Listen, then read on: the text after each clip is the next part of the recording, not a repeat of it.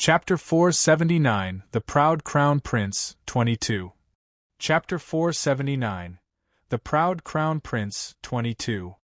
Jun Linyuan wasn't known to be easily persuaded, not even by his own father, the emperor. Someone had just changed his mind? Who could that be? Lu Yu smiled, but didn't reply. Mu Yaoyao went up to them in a hurry. Sister Lu Yu, I'm so sorry. I apologize for being so rude. Can you tell us who that person is? We'll go ask for his help. Maybe he'll put in a good word for us too, right? Lu Yu smirked inwardly. It was a her, and with what you did? Forget it.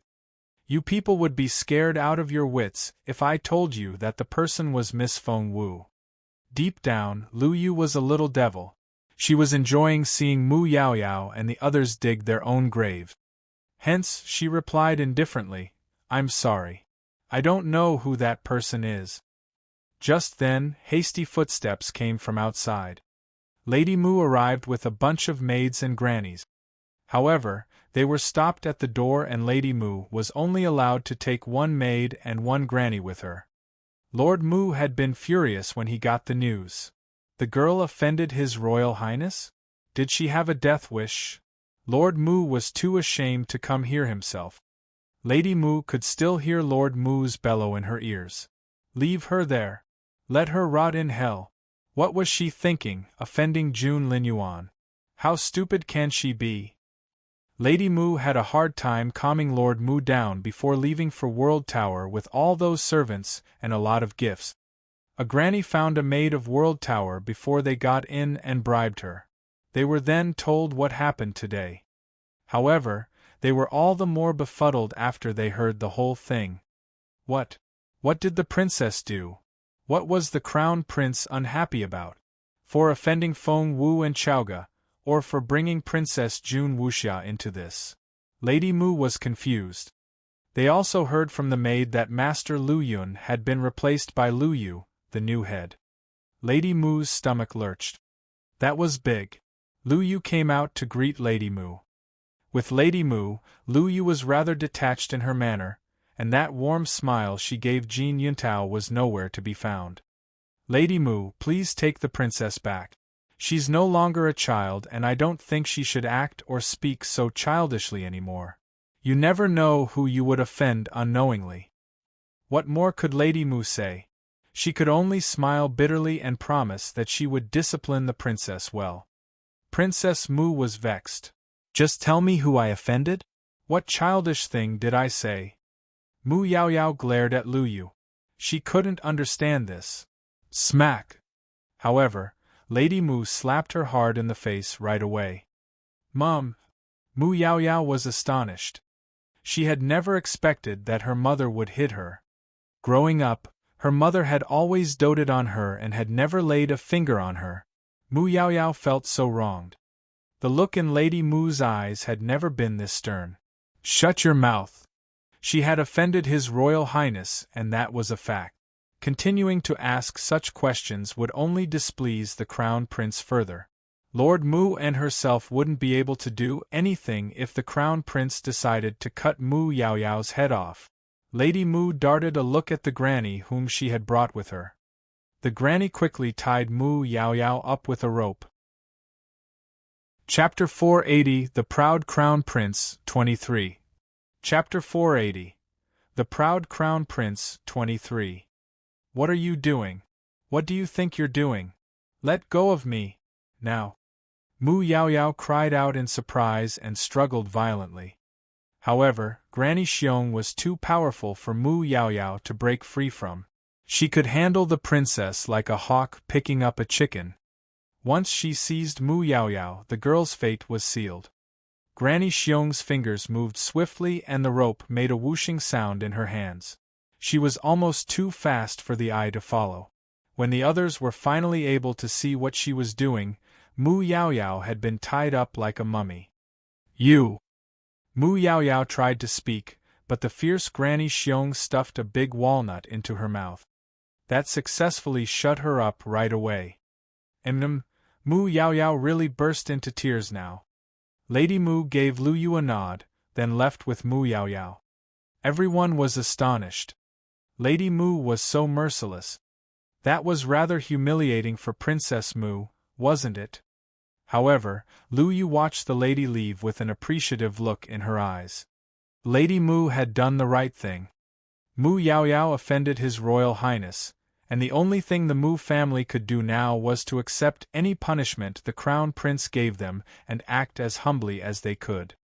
But was Lord Mu going to be all right after what Lady Mu did? As a matter of fact, shortly afterward, the imperial censors accused him of some random misconduct and impeached him, and he was downgraded to an earl. For that, Lord Mu wanted to kill Mu Yaoyao. Of course, we'll talk about that later. Yi Yifei's father came to pick her up. Sir Yi was a third-ranked official and the assistant minister of the Ministry of Works. When he learned that Yi Yifei had offended His Royal Highness, he almost passed out on the spot and was only able to steady himself with much difficulty. He wished Yi Yifei wasn't his daughter, but that wasn't an option. Hence, he had to come here and get her. As soon as he reached the entrance of World Tower, he met Lady Mu with the mummy-like Princess Mu, and his face drained of all color at the sight. Even the Mu family had to succumb to the Crown Prince's fury and punish their own daughter. What other choice did the Yi family have? Hence, as soon as Sir Yi saw Yi Yifei, slap, slap, slap, he slapped her repeatedly right away. He was genuinely infuriated. Yi Yifei was dumbfounded. Sir Yi was also sounding out the attitude of the new head of World Tower. Things wouldn't be so bad if she stopped him. However, Lu Yu simply stood there with her hands behind her back with an indifferent look on her face, as if she was watching a show. Sir Ye's heart sank. He realized that Lu Yu wouldn't frown even if he beat Yi Yifei to death here. Let's go! Sir Yi took Yi Yifei back in fury. Yi Yifei's miserable days had only just begun. Jun Wuxiao watched what happened to Yi Yifei and Mu Yaoyao with great trepidation. As a matter of fact, she still hadn't figured out. What had she done to offend her brother? I want to see my brother! Jun Wuxia couldn't sit still anymore. She stared at Lu Yu and made her demand. Lu Yu said indifferently, Your Royal Highness, no one would dare disturb your brother at this moment. Why? Jun Wuxia pressed. Lu Yu only shrugged. She knew exactly why, but she didn't want to tell the princess. Jun Wuxiao was infuriated by Lu Yu's indifference. But her anger was futile. Jun Linyuan ignored her and even his employee wouldn't follow her orders. The more Jun Wuxia thought about it, the angrier she became. She kicked the table hard. Chapter 481 The Proud Crown Prince, 24. Chapter 481 The Proud Crown Prince, 24. Lu Yu didn't stop her, but only darted a glance at a waitress. The waitress then noted something down on a piece of paper. What are you doing? Jun Wuxia bellowed. What do you think you're doing? Lu Yu said innocently, Since your Royal Highness won't accept His Royal Highness's verdict and just ruined public property, we'll have to see what punishment your brother has in mind for this. Jun Wuxia yelled, How dare you? How dare you? You piece of shit! Do you have a death wish? Lu Yu shrugged. Well, I'm His Royal Highness's piece of shit and that's my honor. However, I'm afraid I don't take orders from a royal princess. Jun Wuxia was speechless. This was ridiculous. In the royal palace, the news was delivered. Empress Dugu smacked the table furiously. That's just preposterous. How can anyone be so overbearing and arrogant? And he calls himself the Crown Prince of the Empire? The Empress was grinding her teeth when Emperor Wu sauntered in with his hands behind his back. Your Majesty! Empress Dugu began to sob as soon as she saw Emperor Wu. Tears welled up in her eyes and she looked pleasingly pitiful. Emperor Wu was surprised. What happened? Before he could ask, Empress Dugu's accusations began to fly. Your Majesty, this is ridiculous. Wuxia has somehow offended the Crown Prince, and he won't let her come back unless a parent goes there to pick her up. Your Majesty, how can he do that? I know he doesn't like me, but does he have to do all that behind my back to my daughter? Poor Wuxia! Empress Dugu wailed, looking as pretty as a blossoming pear tree in the rain. The emperor adored his wife, and he tried to indulge her as much as he could. However, when June Linyuan was involved, I still have a lot of memorials to go through, and I think I'll have to stay up late tonight. Gosh, I'm exhausted. Emperor Wu stretched, then said to the Empress, My lady, do as you see fit with Wuxia. After that, Emperor Wu left without another word. He left just like that. Empress Dugu almost had a heart attack. She knew it. Every time she had a conflict with June Linyuan, Emperor Wu would stay out of it. He had to be the only emperor in history that was intimidated by his own son. Do as she saw fit?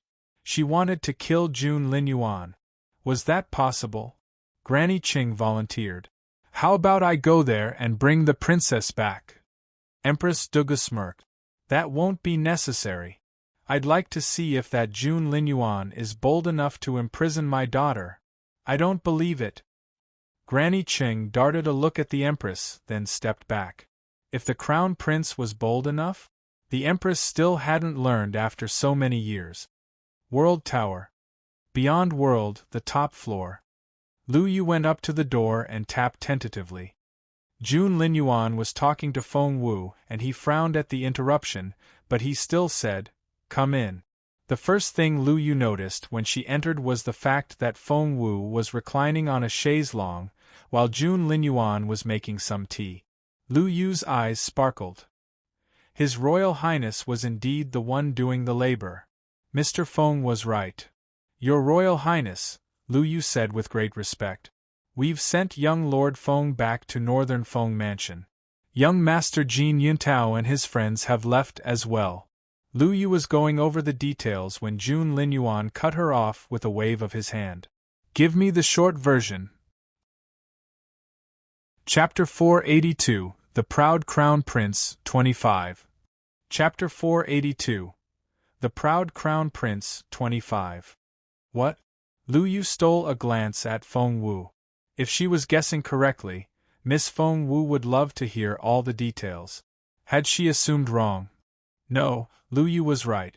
Feng Wu's eyes lit up. She tugged at June Linyuan's sleeve and looked up at him with pleading eyes. Your Royal Highness, I'm bored. Please let her tell the whole story. Lu Yu was eager to hear June Linyuan's reply. Would the stubborn, steadfast Crown Prince bend to this sweet girl's will?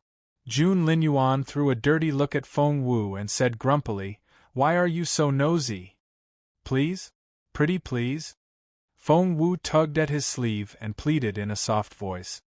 June Linyuan couldn't take it anymore and he glared at Feng Wu. Stand still. Stop squirming. All right. Feng Wu did as told. She stood at attention, but didn't let go of his sleeve. June Linyuan didn't say anything. He only glared at Lu Yu in resignation and prompted her. Go on. Lu Yu finally knew how Feng must feel.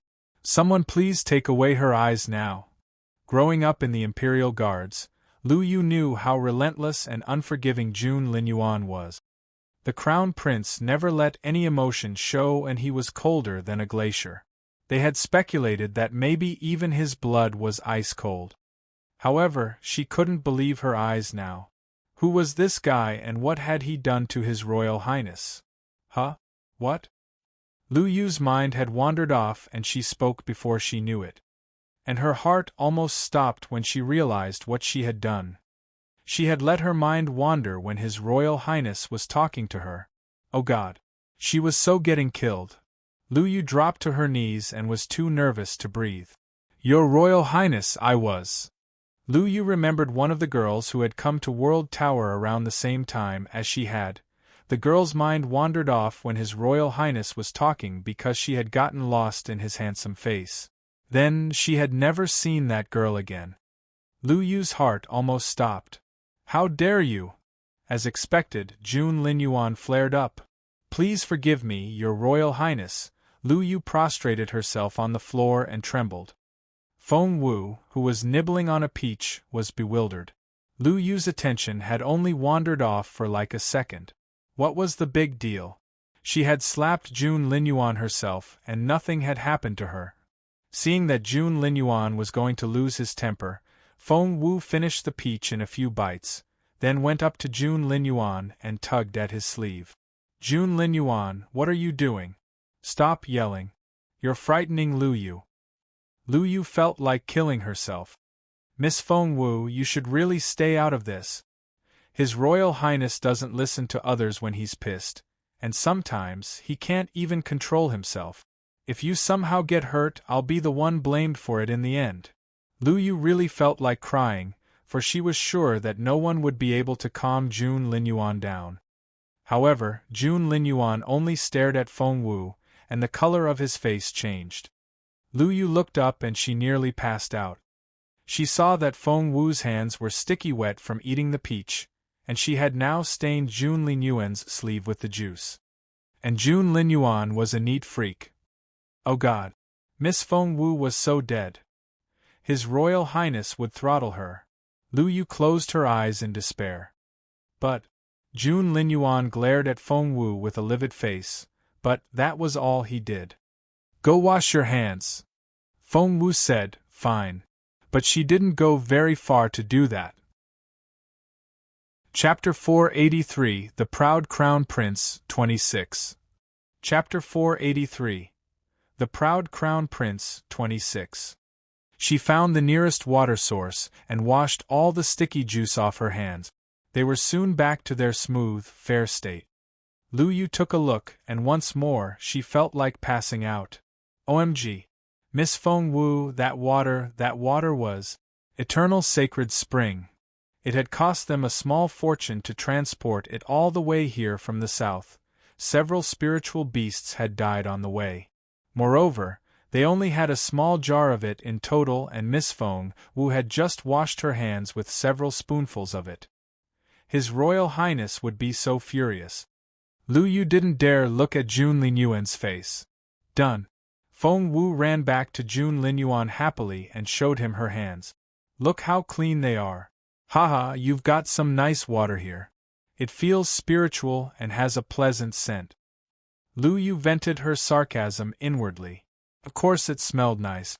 That was eternal sacred spring. 1 drop of it was worth 10,000 gold taels. And Miss Feng Wu had just washed her hands with it? What was more, His Royal Highness hadn't even tried to stop her. Jun Linyuan grunted. Right, Lu Yu was talking about what happened down there. Now, please go on. Feng Wu went up to Lu Yu and tried to help her to her feet. But Lu Yu didn't dare stand up, for His Royal Highness hadn't punished her yet. Seeing that Feng Wu wasn't able to pull Lu Yu up and almost fell over during the process, Jun Linyuan was displeased. He glared at Lu Yu. Are you waiting for me to help you now? Lu Yu broke into a cold sweat. She was waiting for her punishment, but as it turned out, His Royal Highness had forgotten about it already. Lu Yu waved her hands in a hurry. No, of course not. She finally understood what Feng had told her. Offending Miss Feng Wu was much worse than offending His Royal Highness. Lu Yu didn't expect Miss Feng Wu to be able to stop His Royal Highness from killing her that easily, and she was still finding it difficult to digest that information. She knew that Miss Feng Wu was very important to His Royal Highness, but she didn't realize that it was an understatement. Miss Lu, do tell. What happened to Yi Yifei, Mu Yaoyao, and Princess Jun Wuxia? Feng Wu asked curiously, making no attempt to hide her gossipy tone. Lu Yu was able to understand why the Crown Prince cared about Miss Feng Wu so much.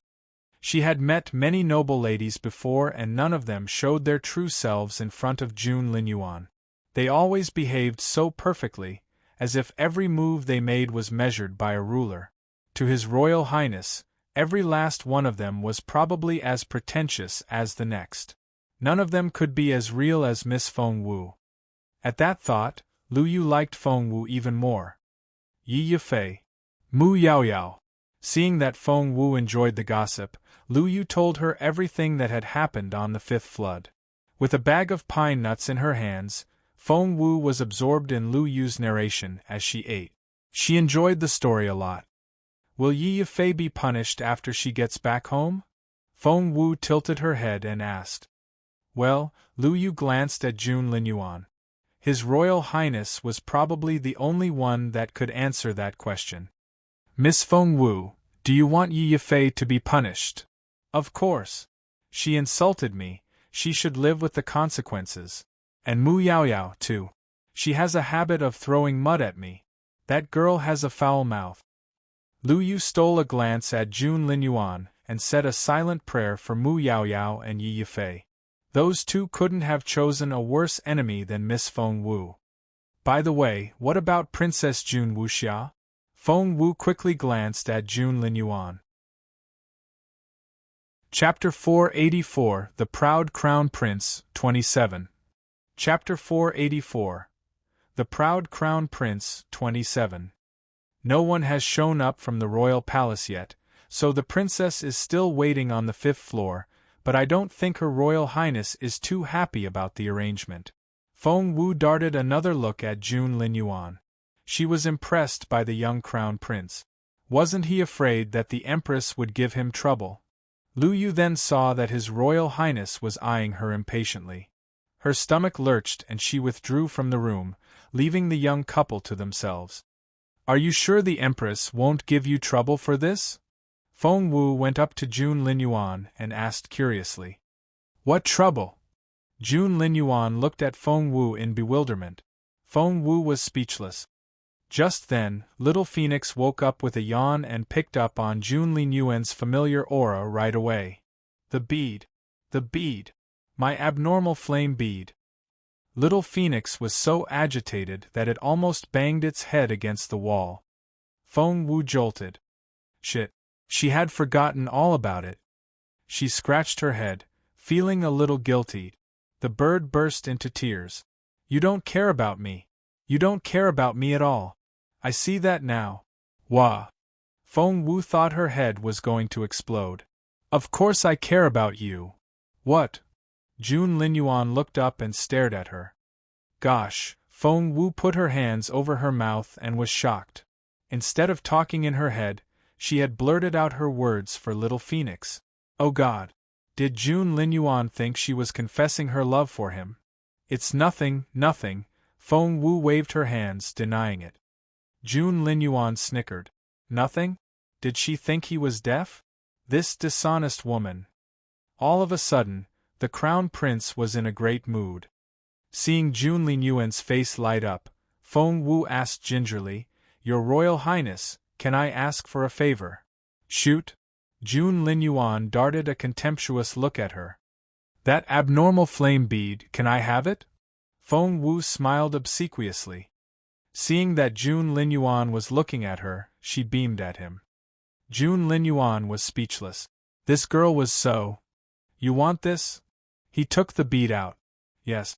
Yes, please. Feng Wu tried to grab it, but Jun Linyuan raised his hand over his head. Feng Wu jumped and jumped, but still couldn't reach it. She was vexed. Holding Jun Linyuan's arm with both hands, she yelled, Give it to me. Come and get it yourself. Jun Linyuan gloated. Outside, Feng stood there in silence, guarding the door. A tiny smile showed up on his face when he heard the cheerful voices inside. When was the last time His Royal Highness laughed like that? It was so good to be young. But Feng Wu didn't feel good at all.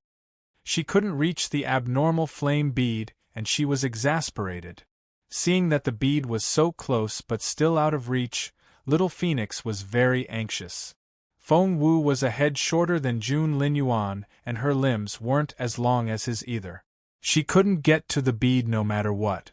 An idea then struck Feng Wu. She hopped onto Jun Linyuan and began to climb up his body. Almost there. Both Feng Wu and Little Phoenix were excited. Neither of them noticed the pink color behind Jun Linyuan's ears. Just then, Jun Linyuan fell backward. Ah! Feng Wu cried out and gripped Jun Linyuan's shoulders involuntarily to stop herself from falling. Chapter 485, The Proud Crown Prince, 28. Chapter 485. The Proud Crown Prince, 28. Looking down, Feng Wu realized how intimate their position was. She blushed and jumped off Jun Linyuan right away. Jun Linyuan cleared his throat. It felt very awkward. Feng Wu broke the silence first. Resting her hands on her waist, she glowered at Jun Linyuan. What do I have to do to get that abnormal flame bead? Tell me. Little Phoenix was in tears. Jun Linyuan cleared his throat and resumed his haughty manner. He then sat down on the chaise lounge and played with the abnormal flame bead in his hand, before glancing at Feng Wu. Did you forget what I told you last time? Last time? When was that? Feng Wu really couldn't remember. However, Little Phoenix remembered everything and reminded Feng Wu. The pouch. The pouch. Oh right, that jogged Feng Wu's memory. Jun Linyuan had given her a difficult task. He would trade the abnormal flame bead for a pouch. And he wouldn't take one of the embroidered ones her beautiful mother made, but insisted that Feng Wu had to make one herself. What kind of request was that? Feng Wu said helplessly, but I can't do embroidery, plus, my hands hurt. You're asking too much. After waking up in this body, she had learned a lot of things from her master, but needlework wasn't one of them. Then forget about the bead. Jun Linyuan looked at the abnormal flame bead and murmured indifferently, I'll consume it myself. It'll improve my cultivation. Don't. Please don't. Feng Wu grabbed his sleeve. I'll do it. All right? Jun Linyuan looked at Feng Wu and shook his head earnestly. I thought your hands hurt. Let's call it off. Feng Wu snapped, they don't hurt now. Really? Not at all. Jun Linyuan tilted his head and pondered. I'm asking too much. That's not right. Feng Wu almost burst into tears. God damn it. Was Jun Linyuan making fun of her now? Grabbing Jun Linyuan by his arm, Feng Wu shook her head repeatedly. No, it's totally fine. I love needlework, like, a lot. Trust me. Jun Linyuan glanced at her. Really? Yes. Feng Wu decided to have Qiuling make one for her after she went back home.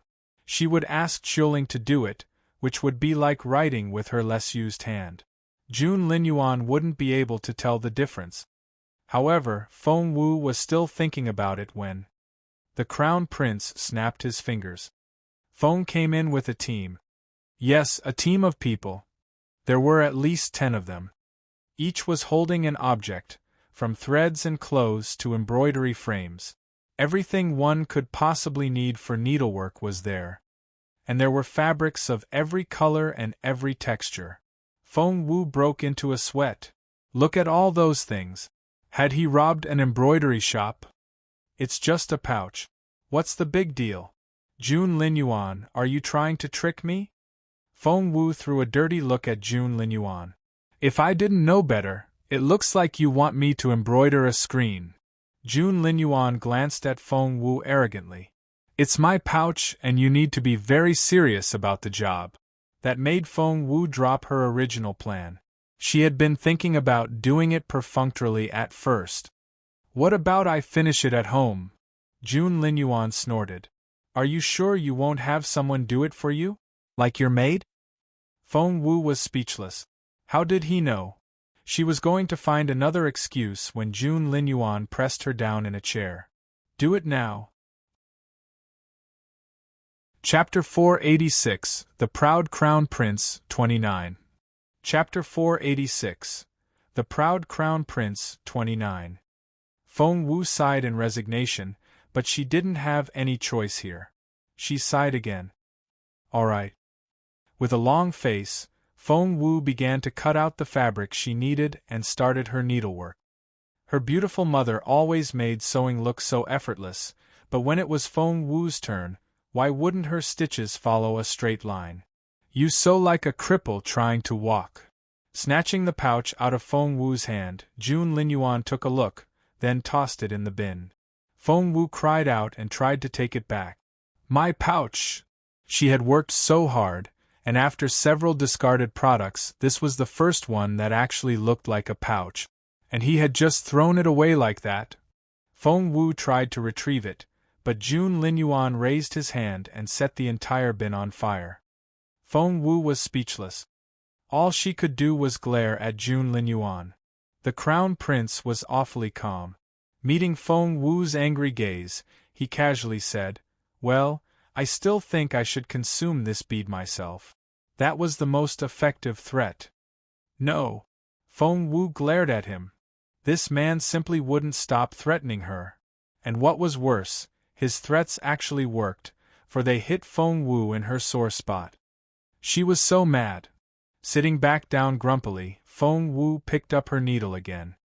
She had been doing the job perfunctorily, and hadn't cared about the crooked stitches. All she could think of was making one that wouldn't fall apart. However, Feng Wu realized now that Jun Linyuan wouldn't let her stop until she came up with one that he was satisfied with. He would make her repeat the process until then, which would be enough to drive her crazy. Feng Wu took a deep breath and suppressed her anger. Fine, it was just a pouch. After all the things she had gone through in the past 5 years, she wasn't going to be intimidated by a pouch. Smart as Feng Wu was, when she put her mind to it, she could learn anything very fast. She focused on her needlework, and in less than an hour, the pouch she made was much more presentable. The stitches weren't too fine by the standards of an expert, but they were already much better than the work of an ordinary embroidery worker. Feng Wu cheerfully showed the pouch to Jun Linyuan. "Look, isn't it pretty? See how close the stitches are? Not everyone can do that." Feng Wu bragged. But the Crown Prince wasn't satisfied. He gave Feng Wu an indifferent glance. "It's so bleak and ugly. Make another one." Feng Wu was speechless. Right now, Feng Wu was in no position to fight back, and she could only do as told. Well, it was just embroidery, not rocket science. Before long, Feng Wu showed Jun Linyuan a pouch with a few embroidered green leaves on it. The Crown Prince's face darkened. "Is that how you see me? Like leaves in the background?" Feng Wu was speechless. She had no choice but to make a new one from scratch. This time, she added a few pink flowers. Jun Linyuan's face grew darker. "Do I look like I'm into flowers? Do it again." Feng Wu was speechless. This was so frustrating. But she could only swallow her anger, snatch the pouch back, and make another one. It went on and on until Feng Wu thought she was going to lose her mind. Green leaves? No. Flowers? No. Animals? No. Cartoon characters? Still no. It was outrageous. She sewed from noon to evening, and was still making new pouches when the sun almost set. No. No. No. Are you an idiot? What the hell is this? Make another one. Feng Wu was speechless. She couldn't take it anymore. Smack. Feng Wu threw a pouch on the table and glowered. Chapter 487, The Proud Crown Prince, 30. Chapter 487, The Proud Crown Prince, 30. Nothing pleases you. What do you want? Jun Linyuan, you never planned to give me that bead, did you? You must be enjoying yourself so much, making fun of me. Jun Linyuan was sitting in a chair, and Feng Wu was on her feet. Resting a hand on the back of the chair, Feng Wu bent down toward him, looking very intimidating. Pissed, Feng Wu seemed to emanate rage from head to toe, which was rather terrifying. Jun Linyuan glanced at her awkwardly, then looked away. But Feng Wu wouldn't let him. Grabbing Jun Linyuan's chin, she forced him to meet her gaze. "You're doing it on purpose. You never planned to give me that bead. You're going to keep forcing me to make new ones, aren't you?" Feng Wu hated being treated like a fool. The look in Jun Linyuan's eyes was almost plaintive. "You don't know how to do it properly and you're blaming it on me." Feng Wu took a deep breath. "I don't know how to do it properly? Can you see how many I've made? I've done my best. I've jabbed my fingers with the needle 1,000,000 times." Jun Linyuan didn't say anything. "You don't like any of my designs. What exactly do you have in mind?" Feng Wu fetched some pen and paper and smacked them on the table in front of Jun Linyuan. Draw it yourself. Jun Linyuan was embarrassed. No way. Do it? Feng Wu stuffed the pen in Jun Linyuan's hand. I'm not going anywhere. Show me the fucking design you want on that pouch.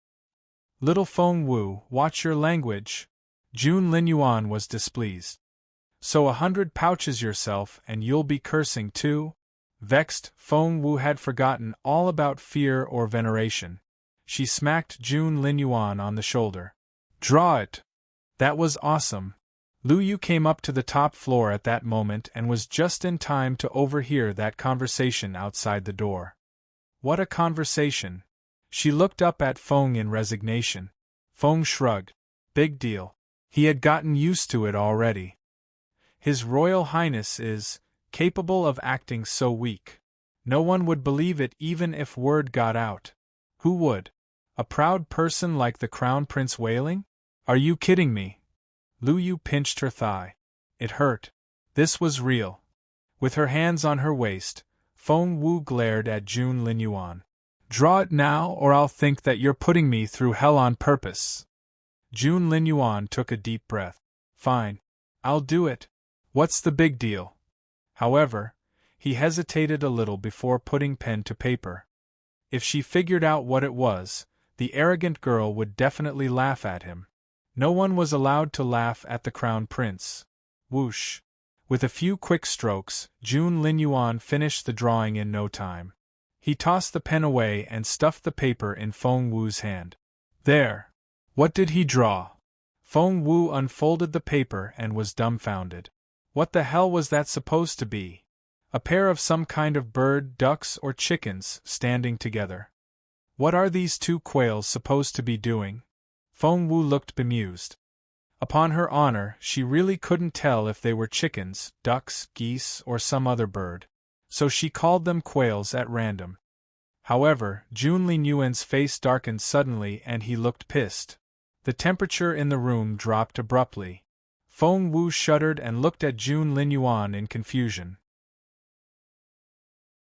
Chapter 488, The Proud Crown Prince, 31. Chapter 488, The Proud Crown Prince, 31. Face livid, Jun Linyuan glared at Feng Wu in a threatening manner. It was so terrifying. Feng Wu flinched and stepped back. Ahem. I didn't know you were into waterfowl. Well, you could have told me. It would have saved me a lot of trouble. Feng Wu took the drawing, went back to her seat, and started sewing. Were they waterfowl? They kind of looked like ducks. It was said that Jun Linyuan was a great painter and that all the paintings in World Tower were his work. Feng Wu couldn't see it from the picture she was holding. She sewed 2 ducks on the pouch. As for the color, yellow ducks looked rather cute, and the pair were swimming side by side. Hence, Feng Wu finished the pouch in no time. She showed off her work to Jun Linyuan after it was done. Look, aren't they prettier than the ones you drew? Jun Linyuan was still sulking. He kept hearing Feng Wu's voice in his head. Quails, quails, quails. There, have a look. Feng Wu ran to the other side and insisted that Jun Linyuan look at it. Jun Linyuan glanced at the pouch. He was dazed on the spot. That horrible color, those hideous ducks, and that abominable. More importantly, he had drawn a pair of how had they now become yellow ducks? The Crown Prince almost exploded. Jun Linyuan, I did a great job, didn't I? I think it looks great. Feng Wu gloated. Heh, Jun Linyuan didn't know what to say. He made his bed and he now had to lie in it. Your smile isn't sincere at all. I worked very hard and I jabbed my fingers with the needle 100 times. Look, Feng Wu showed Jun Linyuan her hands. Right? It hurts a lot. The least you can do is recognize my contribution. Jun Linyuan looked into Feng Wu's limpid bright eyes, which reminded him of a doe. The pleading look she gave him made him want to rub her little head. Jun Linyuan patted her on the head. Fine. Yellow ducks it is. Did His Royal Highness just give in? Lu Yu's eyes widened in surprise. Feng nodded. That was a first. Feng was looking forward to a second, a third, and a fourth. You have your pouch. Can I have the abnormal flame bead now? Feng Wu put out an open palm in front of his face. Jun Linyuan tossed her the bead, looking disgruntled. The bead had barely touched Feng Wu's hand before it disappeared. Little Phoenix swallowed it immediately, fearing that someone else might take it away. After what happened, it wasn't unsurprising that it was scared. Feng Wu let out a breath of relief. Xiaoqi was back, and she had obtained the abnormal flame bead. The only thing she needed from Jun Linyuan now was the broken star piece. Her beautiful master. The way Feng Wu was staring at him gave the crown prince the creep. What now? Feng Wu looked at him eagerly. What on earth do you want? When are you going to give me the broken star piece? Feng Wu asked in a pitiful voice. What do you need it for? Realizing that he still had something Feng Wu wanted, Jun Linyuan was back to his proud self. Of course it's for. Chapter 489, The Proud Crown Prince, 32. Chapter 489, The Proud Crown Prince, 32. Of course Feng Wu wouldn't tell him the truth. Her beautiful master was her biggest secret and she wouldn't share it with anyone. I heard that, Feng Wu went on after a pause. I heard that the broken star piece can transform a person physically. Maybe I'll be able to cultivate again if I consume it. Jun Linyuan narrowed his eyes in a dangerous way and kept his gaze on Feng Wu. I mean it. It's possible. I'll have a completely different life if I can do that, right? Jun Linyuan, have some mercy. A life without cultivation is so miserable. Even people like Yi Yafei can bully me whenever they want. Her beautiful mother was as innocent as a white lotus, and after living with her for so many years, Feng Wu could imitate her perfectly. When she wanted to look like a delicate and touching beauty, she was second only to her mother. Jun Linyuan didn't say anything. Jun Linyuan, your Royal Highness, Brother Jun. Feng Wu held Jun Linyuan's arm and swayed it back and forth. Outside, Lu Yu was dumbfounded. That voice and that tone. Even a woman like herself was smitten. There was no way His Royal Highness, who was already in love, could resist it. Jun Linyuan was over the moon. The girl was showering him with sweet talk again. He was Brother Jun when she wanted something from him, and once she got what she needed, he was Jun Linyuan again, and she would yell at him. Heh. The Crown Prince decided to teach the girl a lesson. He glanced at Feng Wu. Don't use that cloying tone. Sit down and speak normally. Okay. Feng Wu stood at attention in front of Jun Linyuan and looked at him with limpid eyes, which reminded him of a puppy dog. That was irresistible.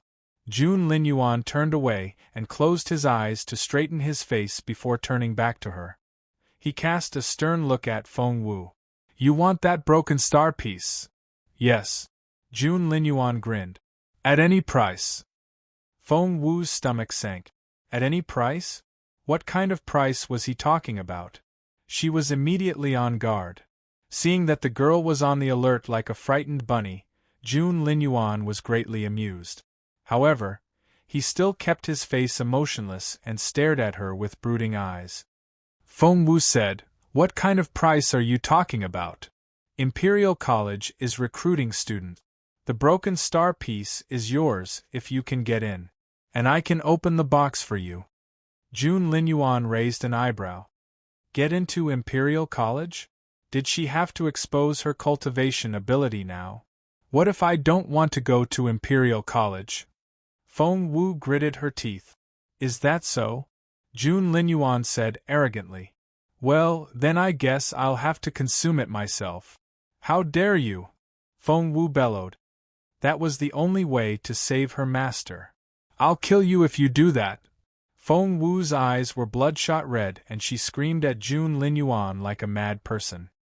Jun Linyuan was surprised. That was kind of overreacting, wasn't it?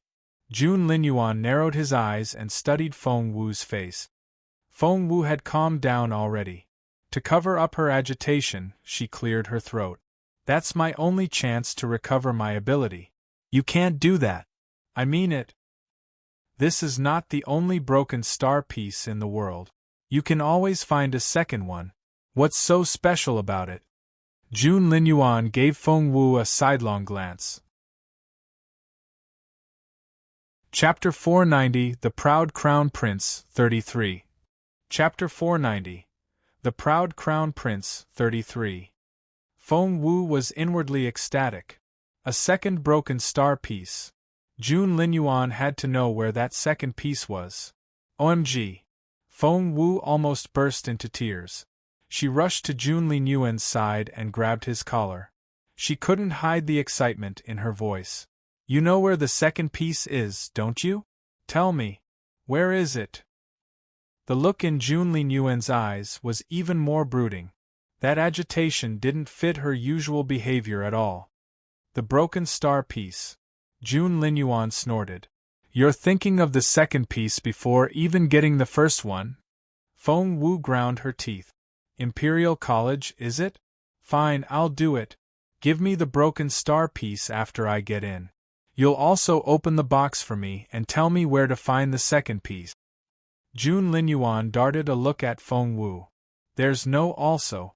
I only agree to the first part. Jun Linyuan. Feng Wu glared at him. Jun Linyuan raised his chin and smirked in satisfaction. Feng Wu had no choice but to pick up his sleeve again. Brother Jun, Brother Jun, Brother Jun. I told you, enough with the cloying tone. Jun Linyuan threw a dirty look at Feng Wu and snapped, Fine, fine. I'll tell you where to find the second piece. Don't you feel ashamed talking to guys like that? Outside, Feng rubbed his nose in resignation. His Royal Highness was getting more and more dishonest these days. Feng Wu ignored Jun Linyuan's reprimand. She had gotten used to his lousy temperament by now. Once the deal was set, Feng Wu waved goodbye at Jun Linyuan and promptly left World Tower. Before Jun Linyuan knew it, Feng Wu was out of sight. She.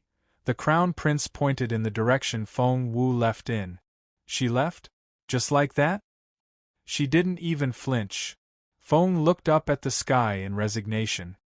You're the one telling her off and you're the one who misses her as soon as she's gone.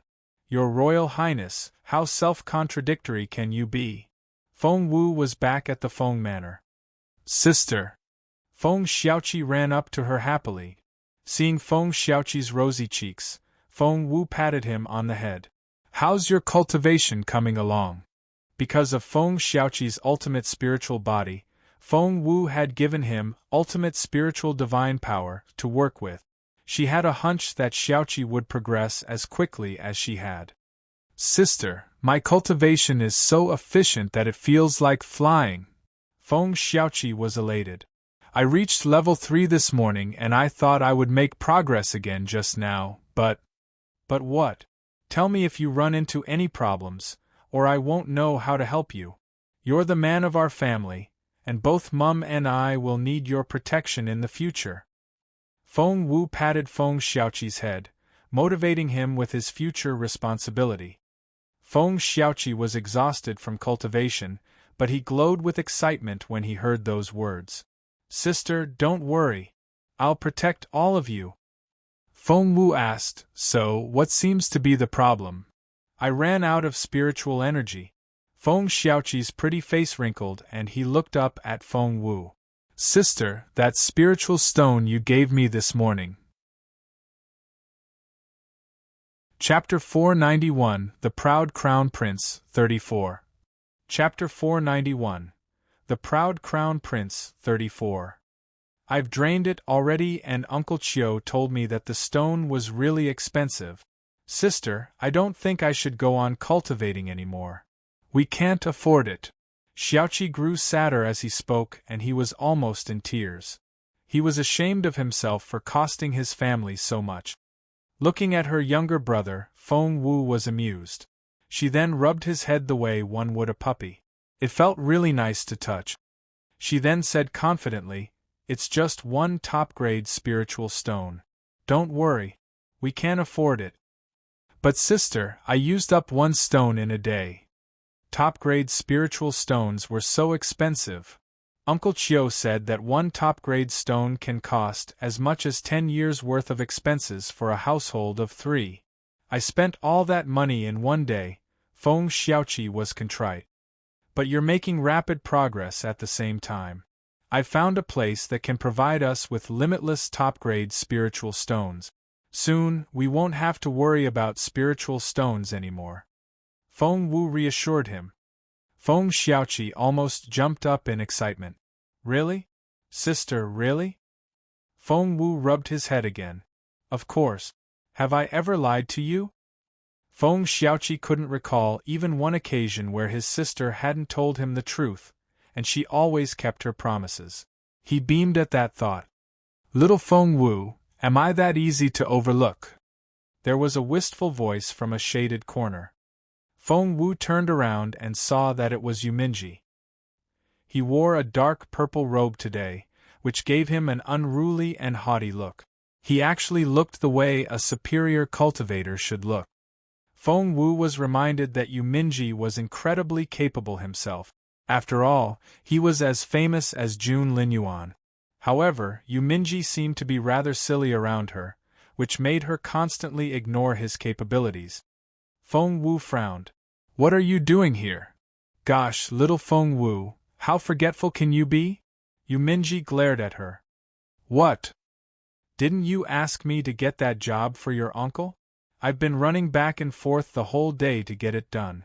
And not only didn't you offer me anything to drink, you asked me what I'm doing here? That's just not acceptable, Yuminji protested in an aggrieved tone. Feng Wu was embarrassed. Exactly what am I to you? Yuminji complained. Feng Wu said, Well, I'm so sorry. So much happened today, and I'm still trying to digest everything. Do forgive me. Right, the job? Feng Wu didn't find Yuminji all that reliable, and she hadn't placed much hope in his promise. However, it seemed that he had gotten it done when he had been out for a stroll. Yuminji gloated at the mention of it. Sticking out his chest and lifting his chin, he said, Of course, it was a piece of cake. He then took a note out of his chest pocket and waved it in Feng Wu's face. What is it? Feng Wu asked. What do you think? Show me. Feng Wu reached for the note, but Yuminji raised his hand over his head. Beg me and I'll give it to you, said Yuminji arrogantly. Feng Wu took a deep breath. What was wrong with these men? As if one Jun Linyuan wasn't enough, Yuminji was saying that too? Feng Wu cast a stern look at Yuminji, then turned to leave. Chapter 492, The Proud Crown Prince, 35. Chapter 492, The Proud Crown Prince, 35. Hey! Yuminji took Feng Wu's arm right away. Where are you going? I'm not begging you. Feng Wu grunted. Fine, fine. Your Majesty, I'm begging you, okay? Please take this note, or my whole day's work will have been for nothing. Yuminji stuffed the note into Feng Wu's hand. That amused Feng Wu and she tittered. Seeing that Feng Wu had cheered up, Yuminji said grumpily, You're unbelievable. You asked for my help and you're giving me attitude? I have to be the only person who will put up with you. Feng Wu made a face at him. Seeing how happy the girl was, Yuminji felt that all his efforts had been worthwhile. It really is a note for the transfer. Yuminji, well done. Feng Wu gave Yuminji's chest a fist bump. I didn't think you could do it. What? Yuminji stared at Feng Wu, but he couldn't hide his smugness. When I want something, I make sure I get it. This note is nothing. I can even make your uncle the minister of the Ministry of Official Personnel if you want. Feng Wu was speechless.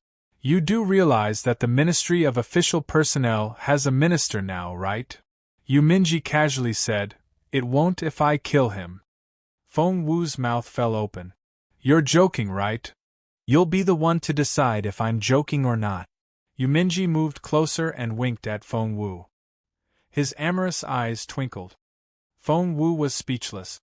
While Feng Wu and Yuminji were bickering, Feng Yanfeng, Feng Wu's uncle, was on his way back home, feeling utterly defeated. he could still recall the severe and indignant look on Sir Yan's face. "Mr. Feng, I see that the Feng family has a brilliant daughter. I bet with her around, you'll have a very promising future. The position of the Assistant Minister of the Ministry of Official Personnel is filled. Please leave. Tell Mr. Feng I'm not in when he comes back." Feng Yanfeng felt despair at Sir Yan's cold, merciless tone. To get that position, he had already offended the official in the Ministry of Rights, but now, the Ministry of Official Personnel had disqualified him for that post. He feared that he couldn't even go back to work as the Assistant Minister of the Ministry of Rights anymore. Feng Yanfeng harbored much bitter resentment against Feng Wu for that. It was all because of her. None of this would have happened if it hadn't been for her, and he would have become the Assistant Minister of the Ministry of Official Personnel by now. At that thought, Feng Yanfeng headed for Fallen Star Yard. Thump, thump, thump. Feng Yanfeng banged on the door to the yard. Before Granny Zhao could answer the door, Feng Yanfeng kicked it, trying to force his way in. However, Feng Wu had learned a few things since the last time the door was broken twice in a row. She had set up a simple reactive force formation on the door. The force which rebounded on a person when they knocked on the door was equivalent to the power they exerted. Hence, when Feng Yanfeng kicked with all his strength, he flew back and hit the big pagoda tree behind him. Feng Wu had set up something on that tree as well as the second part of the mechanism she had designed. Feng Yanfeng cried out in pain. Feng Wu had smeared a special potion on the trunk of that tree. Hitting it would cause one excruciating pain. With a wave of her hand, Feng Wu switched off the third part of the mechanism. She didn't want to show all her cards so early. "Uncle?" Feng Wu ran out of the yard and looked at Feng Yanfeng innocently. "What are you doing here? And how did you run into a tree in broad daylight?" Chapter 493, The Proud Crown Prince, 36. Chapter 493. The Proud Crown Prince, 36. Feng Yanfeng didn't know how to explain the fact that he had smashed into the tree because he tried to kick the door open. It would sound ridiculous. Feng Yanfeng switched to an authoritative tone. "Do you have any idea of the consequences of what you did in the Yen Manor? Sir Yan holds a lot of grudges against us now, and I'm going to lose my job. Do you know how hard it is to work as a government official nowadays? The entire Feng clan has been implicated because you wouldn't swallow your pride." Feng Yanfeng had already been drunk on his way back, or he wouldn't be so talkative. Cheeks flushed, he pointed at Feng Wu. "You should never have come back. What were you thinking? Go pack your things and go back to Northern Border City now." What was happening in Fallen Star Yard soon got out. Flying Snow Building had been rebuilt and Lady Wang was instructing the servants to put things back in the building when she got the news. My lady! Great news!" Ruyu went up to Lady Wang in a hurry, sounding exhilarated.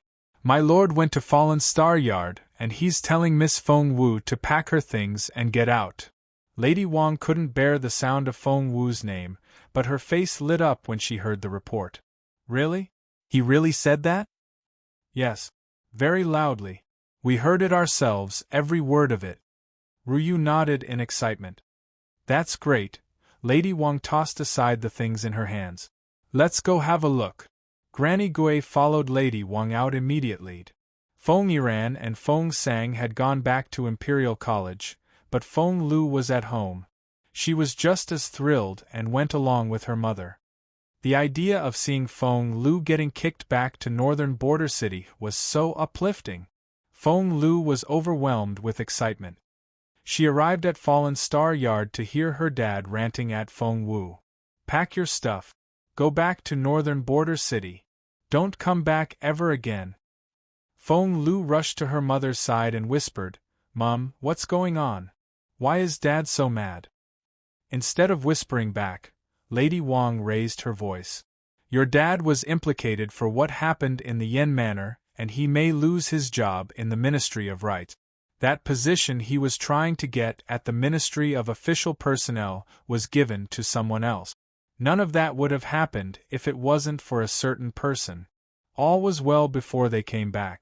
If they still have any consideration left for the clan, they should pack up and leave the imperial capital now. Lady Wang had at least pretended to be nice, but after Yu Minji took Flying Snow Building apart, she couldn't be bothered anymore. Feng Wu gave Feng Yanfeng a half-smile. Uncle, I see that you've forgotten our deal. What deal?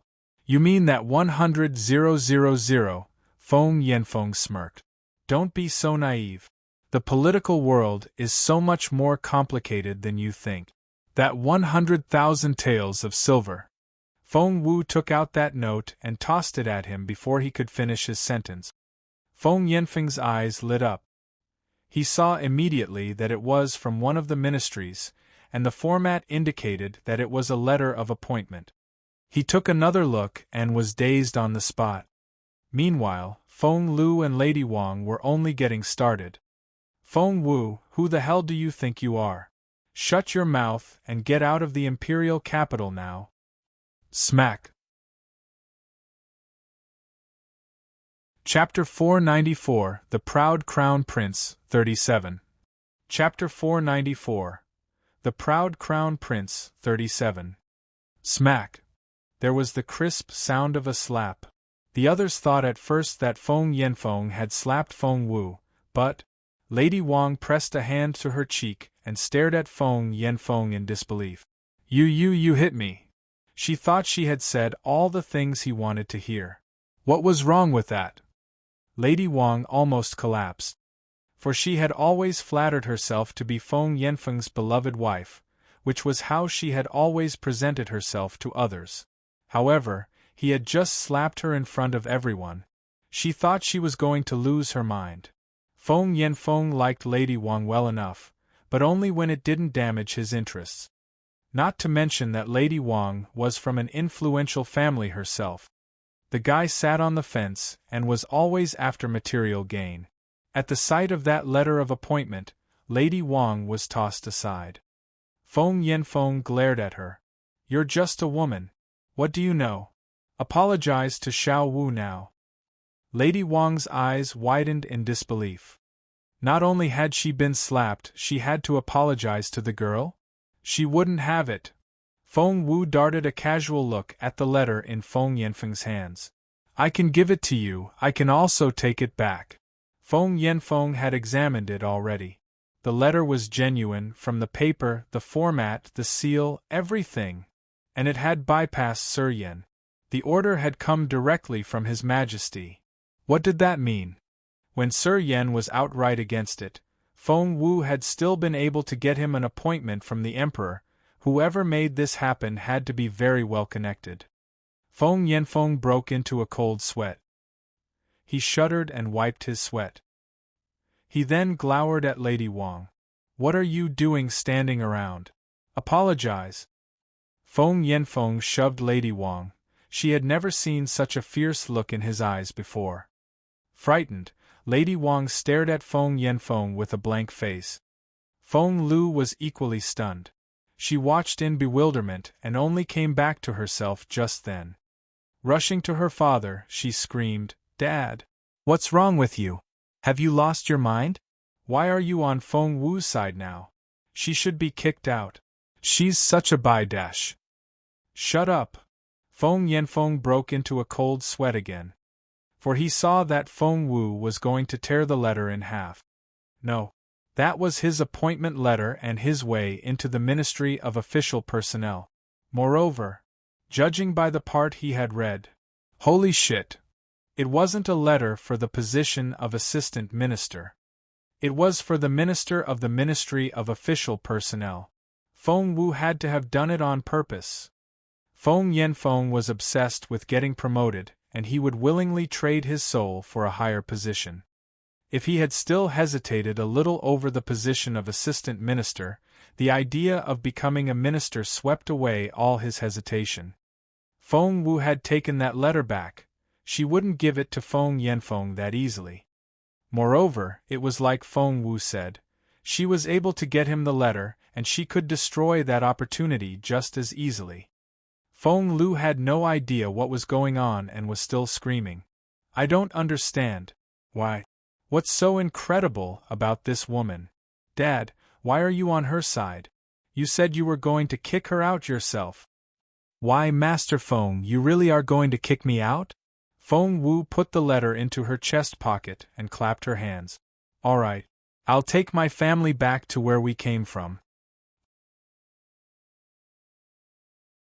Chapter 495, The Proud Crown Prince, 38. Chapter 495. The Proud Crown Prince, 38. Feng Yanfeng was exasperated. No, please don't. The last thing Feng Yanfeng wanted now was for Feng Wu to leave, for she knew someone that was influential enough to take away Sir Yan's job. Could it be young Lord Feng? No, even that young lord wasn't important enough to do that. Could it be His Royal Highness? Feng Yanfeng's eyes lit up. So, Feng Wu had really hooked up with the Crown Prince. He knew it. Feng Wu was so pretty that it would be such a waste if she didn't become the Crown Prince's concubine. Great. With Feng Wu in the Crown Prince's bed, the Feng clan's future looked very promising. Feng Yanfeng was over the moon. He rushed to Feng Wu's side and said in an obsequious voice, Xiao Wu, I was only joking. Don't take it too seriously. Ah. That was a drunk person talking. Men talk bullshit after a few cups. I'm sure you understand, right? Feng Yanfeng was indeed an experienced fence-sitter. Jumping ship came so naturally to him. A moment ago, he had been roaring at Feng Wu, but he was all kind and smiling now. Feng Wu wasn't going to cut him loose that easily. She stood there with her hands behind her back and raised her chin. Uncle, was Feng Lu drunk as well? And what about my aunt? Did your whole family just decide to pick on me as a team? Feng Lu was furious. Yes, that's exactly what we're doing. Bite me. Feng Yanfeng waved his hands. Xiao Wu, my dear Xiao Wu, that was just a big misunderstanding. How can you think so lowly of me? I was only joking. He was thinking about the position of Minister of the Ministry of Official Personnel. Getting that job meant that he would be in charge of the appointment or transfer of all officials in the empire. With so much power, how lucrative was that position? Seeing the greedy look in Feng Yanfeng's eyes, Feng Wu smirked inwardly.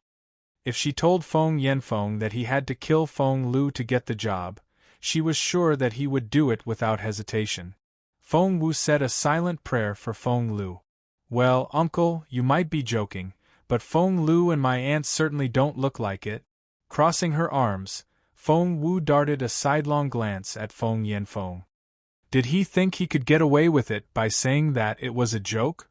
The position of the Minister of the Ministry of Official Personnel was way more valuable than that.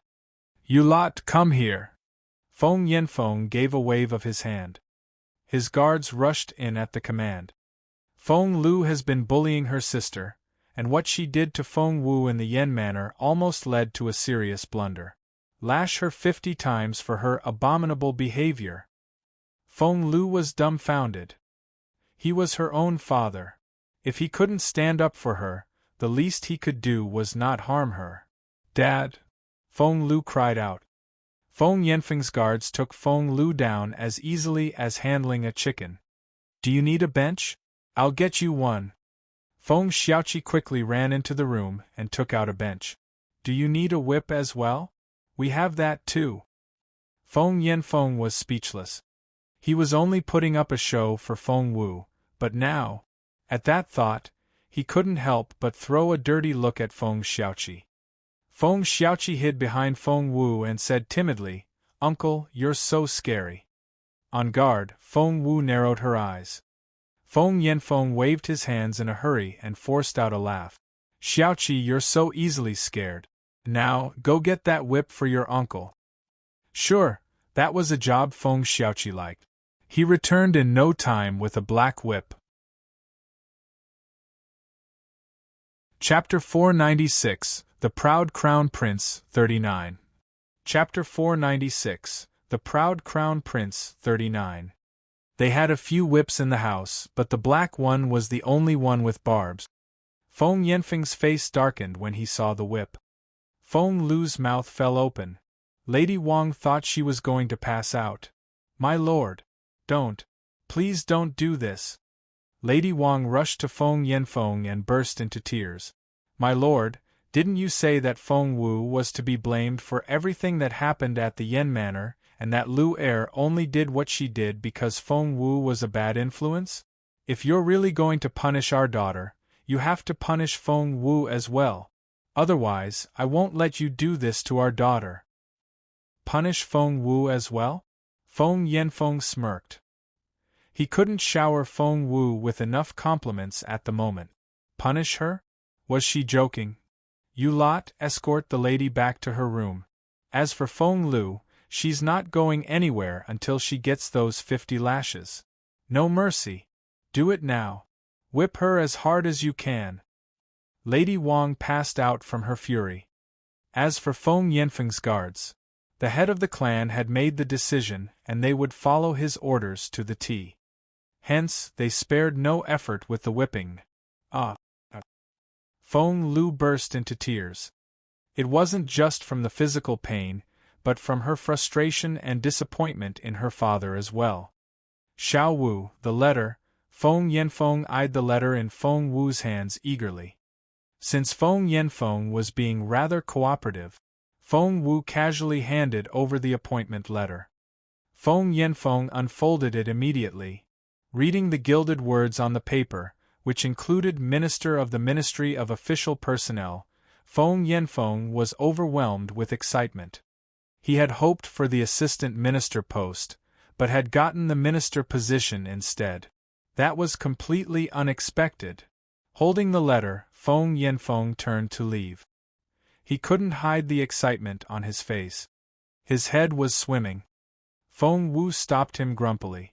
"Uncle, haven't you forgotten something?" "What?" Feng Yanfeng couldn't think straight. All he knew was that he was thrilled. Feng Wu made a money-counting gesture with her fingers. Feng Yanfeng almost rolled his eyes. "Seriously? That's what you're thinking about now?" She was able to get him this job, and she had hooked up with His Royal Highness. 100,000 shouldn't be a problem for her at all. Feng Wu smiled. "Uncle, are you going to renege on your debt now?" As a matter of fact, that was exactly what Feng Yanfeng was thinking. In his mind, Feng Wu's money was the Feng clan's money, which in turn was equivalent to his own money. Why bother transferring it?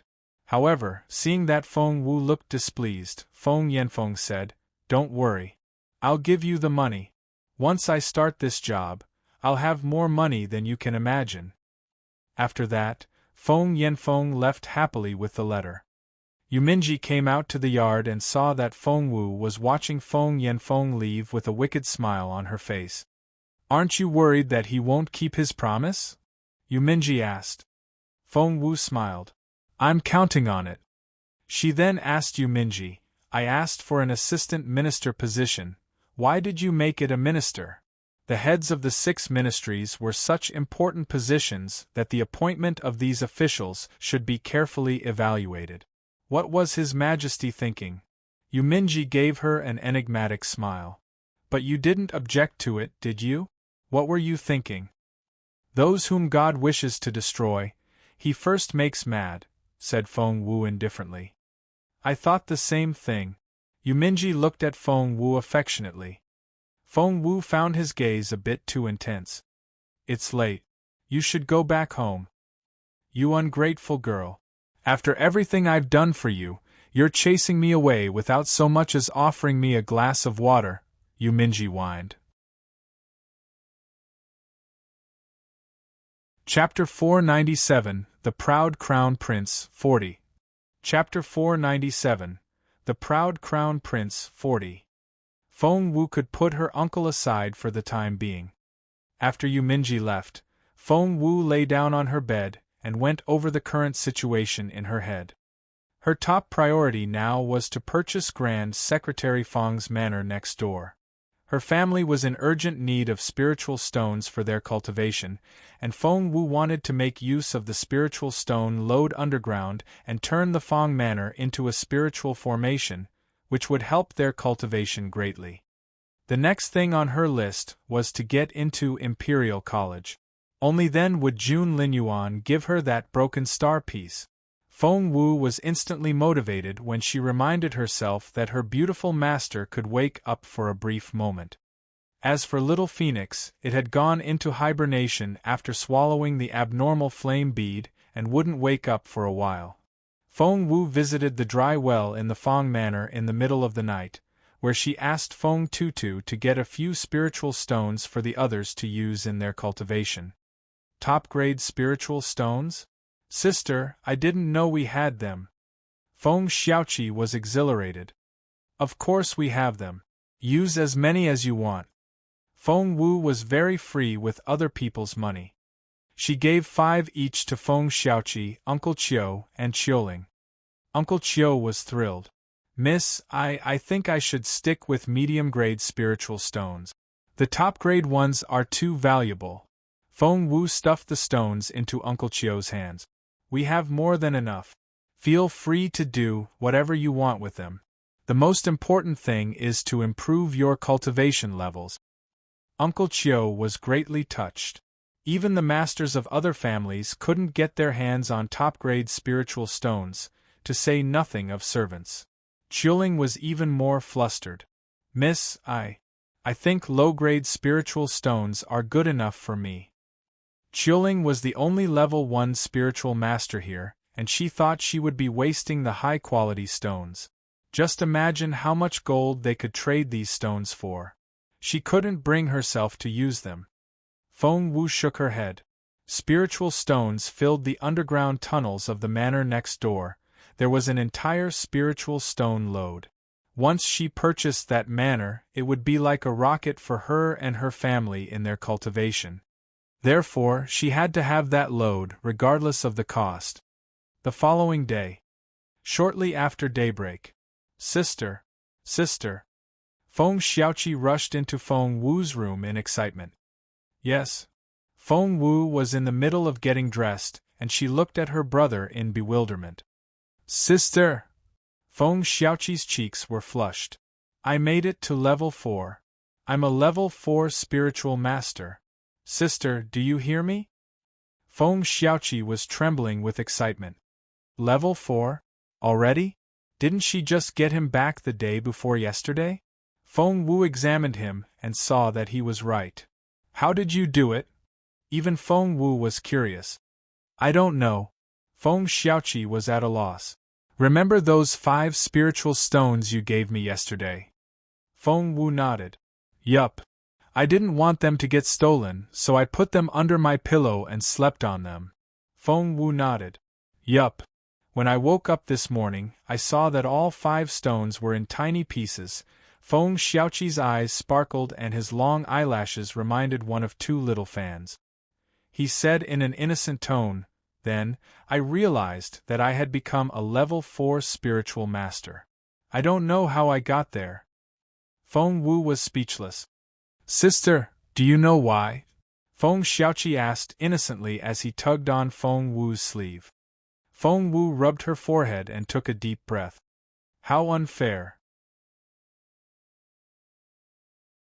Chapter 498, The Proud Crown Prince, 41. Chapter 498, The Proud Crown Prince, 41. Sister? Feng Xiaoqi tugged on Feng Wu's sleeve. Feng Wu said, What? Why aren't you talking to me? Why did the spiritual stones break, and why did I make a breakthrough? Why? The boy looked confused. Feng Wu said grumpily, Feng Xiaoqi, stop asking already. I'm feeling very defeated at the moment, so don't make it worse. Huh. Feng Xiaoqi scratched his head. Sister, Feng Wu chuckled. Sister, you're not mad. I was so scared. Feng Xiaoqi let out a breath of relief. Feng Wu rubbed his head. Xiaoqi, I kept you from cultivating for the past 5 years. And you followed my instructions without fail. You never tried to practice behind my back. It's time you earned your reward. Feng Wu would have cultivated in secret if she were him. But Xiaoqi was such an obedient boy. Feng Wu told him not to cultivate, and he really hadn't for 5 years. He deserved to make such rapid progress. Just then, Xiao Wu, Xiao Wu, an excited voice came from outside. Chaoga. It was indeed her. Feng Wu turned around and saw Duan Chaoga rush into the yard. Xiao Wu. Chaoga was still chubby, but she looked a lot more proportionate already. I can finally see you. It's so hard to find you. I almost broke into a fight with them. Feng Wu smiled. Why are you here so early? After yesterday, how could I not come visit you? I would have come last night, but I was afraid they would think I was a thief. Chaoga beamed at Feng Wu. Wait, why are you reading these? A few books were scattered around on Feng Wu's desk. Chaoga flipped through them in passing and her eyes flickered. Why, aren't they the reading materials for Imperial College's literacy test? What do you need them for? Feng Wu raised an eyebrow. To take the exam, of course. But, Chaoga paused, then said hesitantly, but don't you have to be at least a level 9 spiritual master to get into Imperial College? And Feng Wu didn't have any cultivation ability, did she? She wasn't even qualified to apply. Feng Wu smiled. That won't be a problem. Huh. Chaoga was confused. Feng Wu gave a wave of her hand and a magpie on the roof nearby tumbled down. When it almost hit the ground, Feng Wu pinched her fingers together and the bird was suspended in midair. Chaoga was astonished. Turning around, she looked at Feng Wu in disbelief. Feng Wu grinned. Chaoga said, Xiao Wu, are you telling me that you actually can cultivate? Feng Wu's smile broadened. Ah! Chaoga's thrilled cry almost tore the roof off. Covering her mouth with both hands, Chaoga burst into tears. Oh God! Xiao Wu wasn't a good-for-nothing. She was awesome. She really was. Chaoga was dazed on the spot at the discovery. Her head went blank and she didn't know where to put her hands. It was more exciting than experiencing a breakthrough herself. Xiao Wu, you have your ability back, Sob. You can cultivate. You're not useless. I knew it. Chaoga couldn't stop her tears and she almost passed out from crying. Feng Wu had no choice but to calm her down. Chapter 499, The Proud Crown Prince, 42. Chapter 499, The Proud Crown Prince, 42. It was common knowledge that millions of candidates participated in Imperial College's entrance exam every year. The exam consisted of a written test and a physical tryout. The top 1,000 candidates of the written test would qualify to take part in the physical tryout, and the 100 students with the best scores in the latter would be admitted. Feng Wu darted a look at Chaoga. Chaoga, join me for the exam. Huh? Me? Chaoga found the suggestion unbelievable. But I can't, can I? I can take part in the written test, but to apply for the physical one, you have to be a level 9 spiritual master at least. I'm only a level 7 now. And she had only made a breakthrough because Feng Wu had pointed her in the right direction with that inky rain painting. Feng Wu rolled her eyes. The exam is 7 days away, isn't it? Xiao Wu, are you saying that I can go from level 7 to level 9 in 7 days? How is that even possible? Chaoga wouldn't believe it. Feng Wu smiled. Why not? As a matter of fact, I think it's doable. Do you think I'll be able to achieve that? Yes, Feng Wu said earnestly. All right. Chaoga smacked her hand on the table. If Xiao Wu says I can do it, I can do it. You're applying for Imperial College? Count me in. Feng Wu was doing it all for Chaoga's good. If the girl could get into Imperial College, she would no longer have to go back to her loveless family. If she wanted, she could come live with Feng Wu. Feng Wu made a mental note that after she bought the Feng Manor, she would invite Chaoga over to cultivate there as well. The girl would be thrilled at the speed of her progress. However, Chowga wavered when she came back to reality. But Xiao Wu, we only have 7 days and we don't even know what the written exam looks like. What are we gonna do? What kind of questions do they usually have in the written test? Feng Wu asked casually. Chowga felt like crying.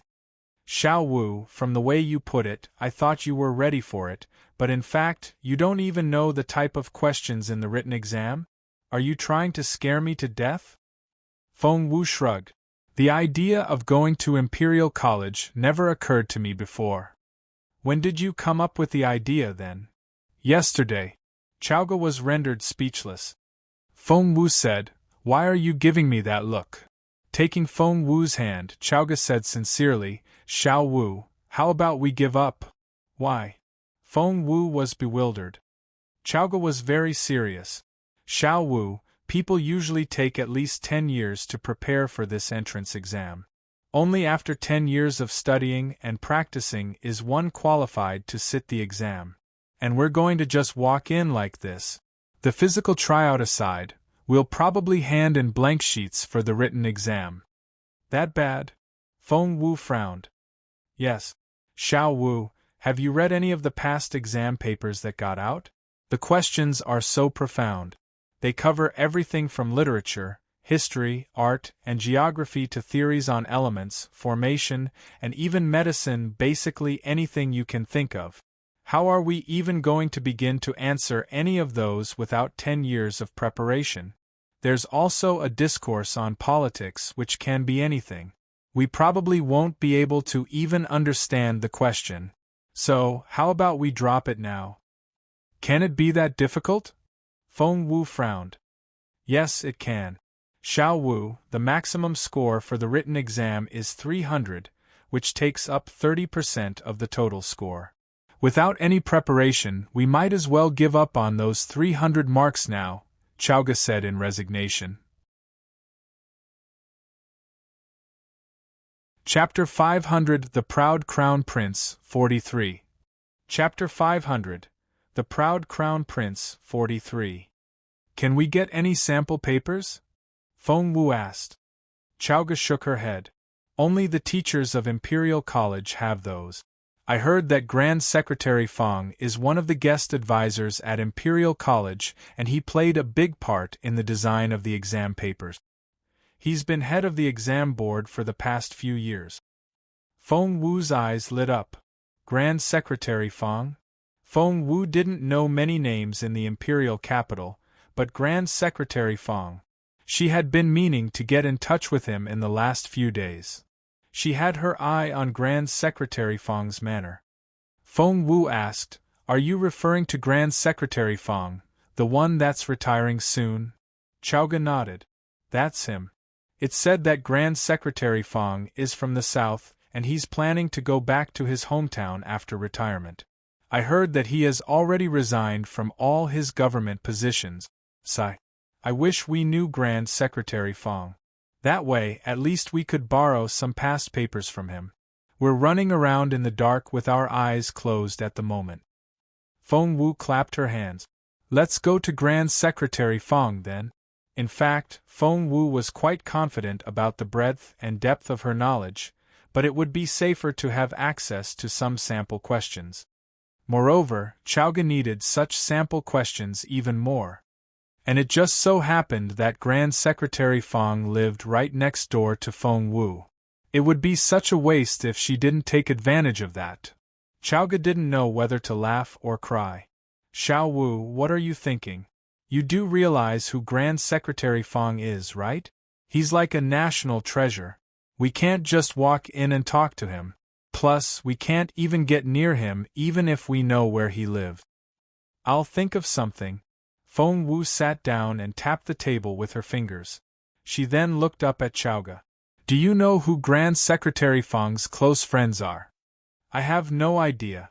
But I've heard that Grand Secretary Feng specializes in formations and he's as competent in that field as Grandmaster Wu. Maybe Grandmaster Wu is his good friend? Chowga didn't sound very certain. Grandmaster Wu, as in Priest Wu? Wasn't he that Master Bian's teacher? An idea struck Feng Wu and she snapped her fingers. Priest Wu? Well, if he's the one, haha, I've left a hint for him already, said Feng Wu cheerfully. A hint? Chowga looked at Feng Wu in confusion. When? Yesterday in Elegant Ink Gallery. You were there as well. Feng Wu reminded her. Do you remember that Master Bien? Of course. What he said almost got us killed.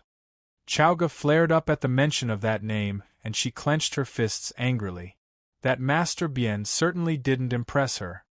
Feng Wu said, I made that Master Bien purchase that whistling vase in the end. Right, Xiao Wu, you set him up in the end. Ah. That Master Bien's face almost turned green. Good job. He deserved that for working against us. Feng Wu said, but I didn't set him up. Huh. Chowga was confused.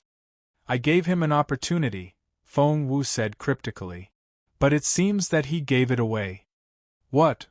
Chowga was even more confused. She understood every word Xiao Wu said, but put them together into a sentence, and she was at a loss. Feng Wu explained to her, if he had been clever enough, he should have shown up outside Fallen Star Yard and begged for my forgiveness. But he didn't. Huh. Chowga was dumbfounded. What was that about? English, please? Chapter 501 The Proud Crown Prince, 44. Chapter 501 The Proud Crown Prince, 44. Seeing that she had successfully confused Chowga, Feng Wu chuckled. You don't have to understand everything. All you need to know now is that we can start from this Grandmaster Wu and work our way up to Grand Secretary Feng. Once they made Grand Secretary Feng's acquaintance, all would be easy.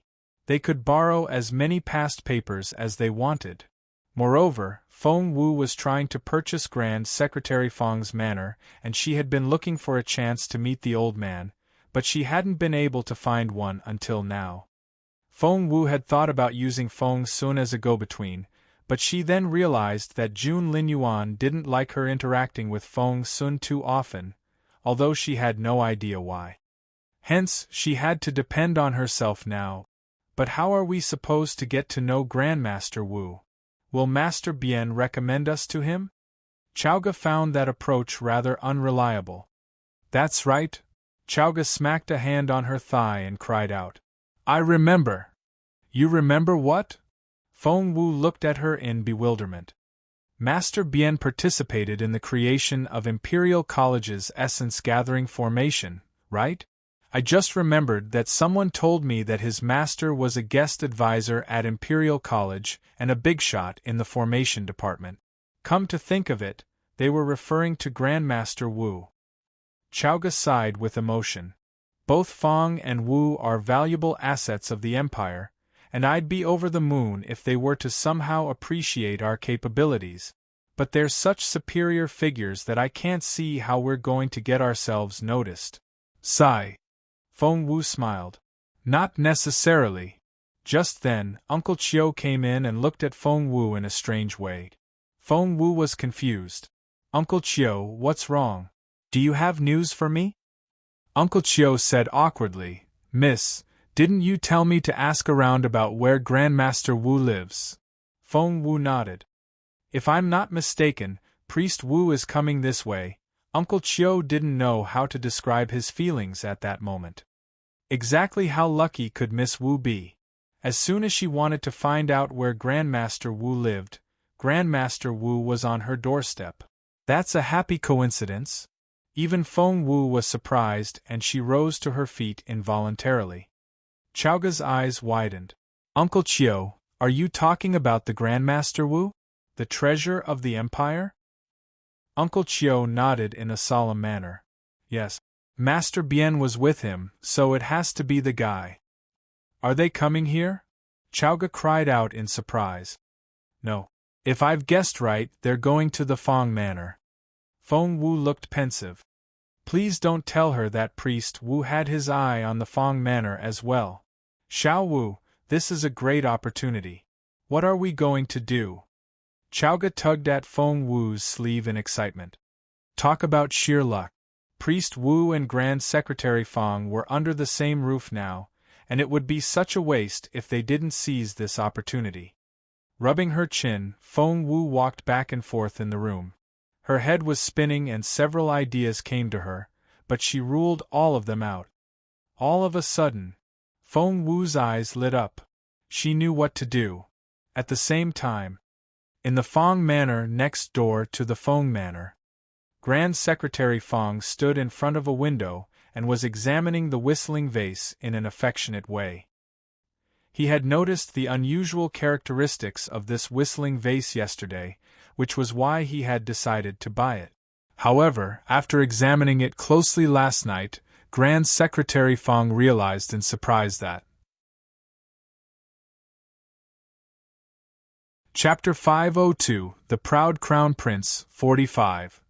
Chapter 502, The Proud Crown Prince, 45. Grand Secretary Fang realized that although the vase itself was a fake antique, the formation within was very profound. Every time he listened to it, he had a different feeling. It was amazing. Grand Secretary Fang was a gaunt old man. He beckoned at someone behind him. Almost instantly, his old steward showed up. Find out who that young lady is. Be thorough about it. Yes. The steward left as quickly as he had shown up. How amazing! General Secretary Fang sighed with emotion. At such a young age, she could come up with such an intricate formation in such a short time. She's a genius. There's no doubt about it. Grand Secretary Fang had seen his fair share of the world, and had met more than enough geniuses. However, none of those could compare with the whistling vase girl. What a spectacular girl!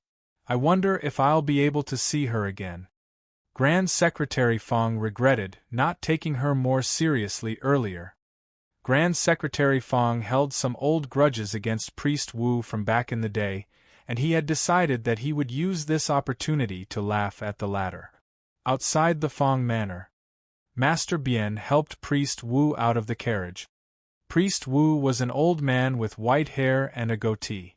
Despite his age, he was hale and hearty and had a youthful look on his face. Just then, bang! A rock hit the carriage. Priest Wu dodged to the left, and everyone looked up at the top of the wall. Feng Wu sat there with her legs dangling over the wall. Are you Priest Wu? Feng Wu only knew the man by name, and had never met him in person before. Hence, she asked the question curiously. Feng Wu sat there against the light, and the evening glow limned her figure. With the halo around her, she looked like a fairy. Priest Wu didn't linger on Feng Wu's face. He saw what Feng Wu was holding and frowned. That's too valuable a thing for someone this young to play with. How wasteful! The moral degeneration of the world is getting worse day by day. He walked off, shaking his head. Master Bien followed Priest Wu everywhere. Chang Yu, his senior martial brother, was the one who usually did the job. However, Chang Yu had been ill in the last few days, and the honorable task had landed on Master Bien's shoulders. It was such a rare opportunity that Master Bien spared no effort to make Priest Wu's life as comfortable as possible. Delighted, Priest Wu had decided to teach his student an advanced formation later. Master Bien had realized that as well and was feeling very smug. He recognized Feng Wu immediately. It's you? Master Bien frowned. Priest Wu darted a look at Master Bien and sounded displeased. You know her? Yes, Master, said Master Bien. She's the girl I told you about, the one who swindled me out of 1,000 top-grade spiritual stones. Master, do you not know her?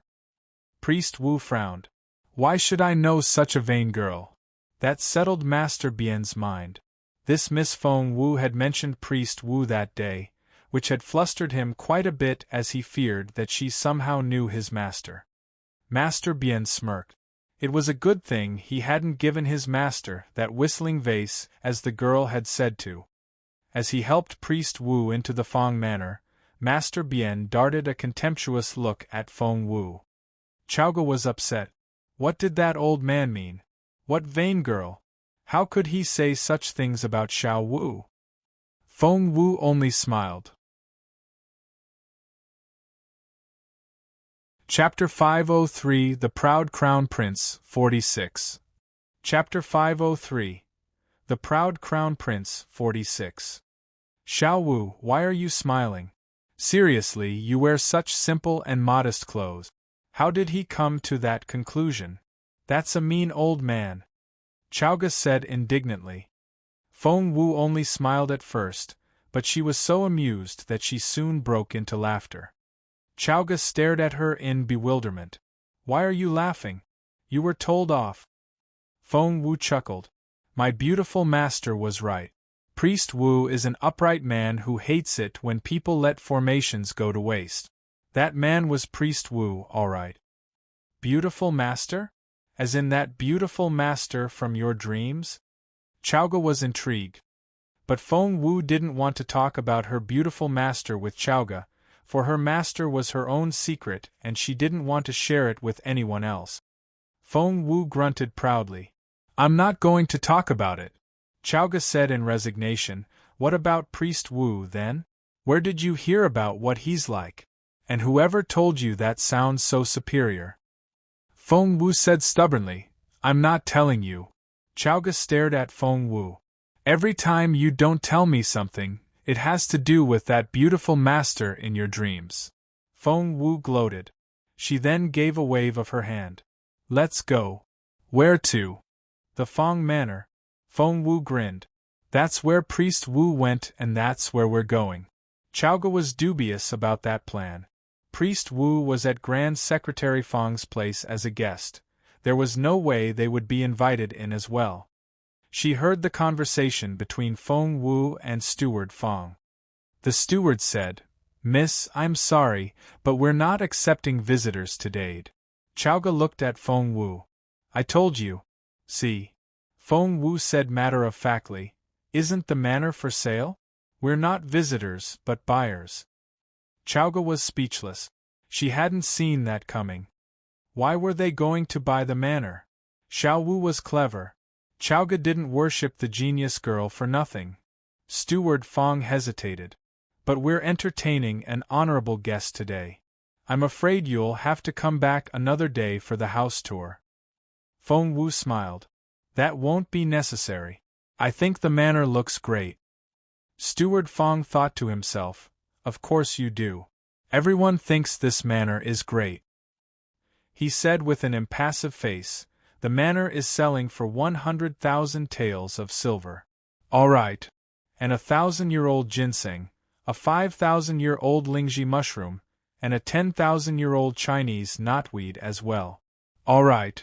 Moreover, you'll only qualify to purchase the manor if you can answer the question on this piece of paper in 3 days. Steward Feng handed Feng Wu a piece of paper. Feng Wu had seen him give Yi Yifei the same piece of paper when she had sat on the wall the other day. Feng Wu had planned to take a peek at Yi Yifei's paper when she followed the ladder to World Tower, but after everything that happened, she forgot all about it. Now, she finally knew what the question was. Seeing Feng Wu read the question on the spot, Steward Feng said grumpily, You have 3 days to think about it. There's no need to rush. Miss, you should leave now. He tried to shoo Feng Wu out the door after that. However, Feng Wu only gestured at Chowga. Give me a pen, please. Chowga had come prepared and she took out a ready-to-use writing brush from her chest pocket. Unlike a regular writing brush, which had to be dipped into ink to use, this one came with a soak tip and could be used instantly. Whoosh! Feng Wu started writing right away. She gave the pen back to Chowga a minute later and handed the paper back to Steward Feng. I don't need 3 days. I've solved the problem already.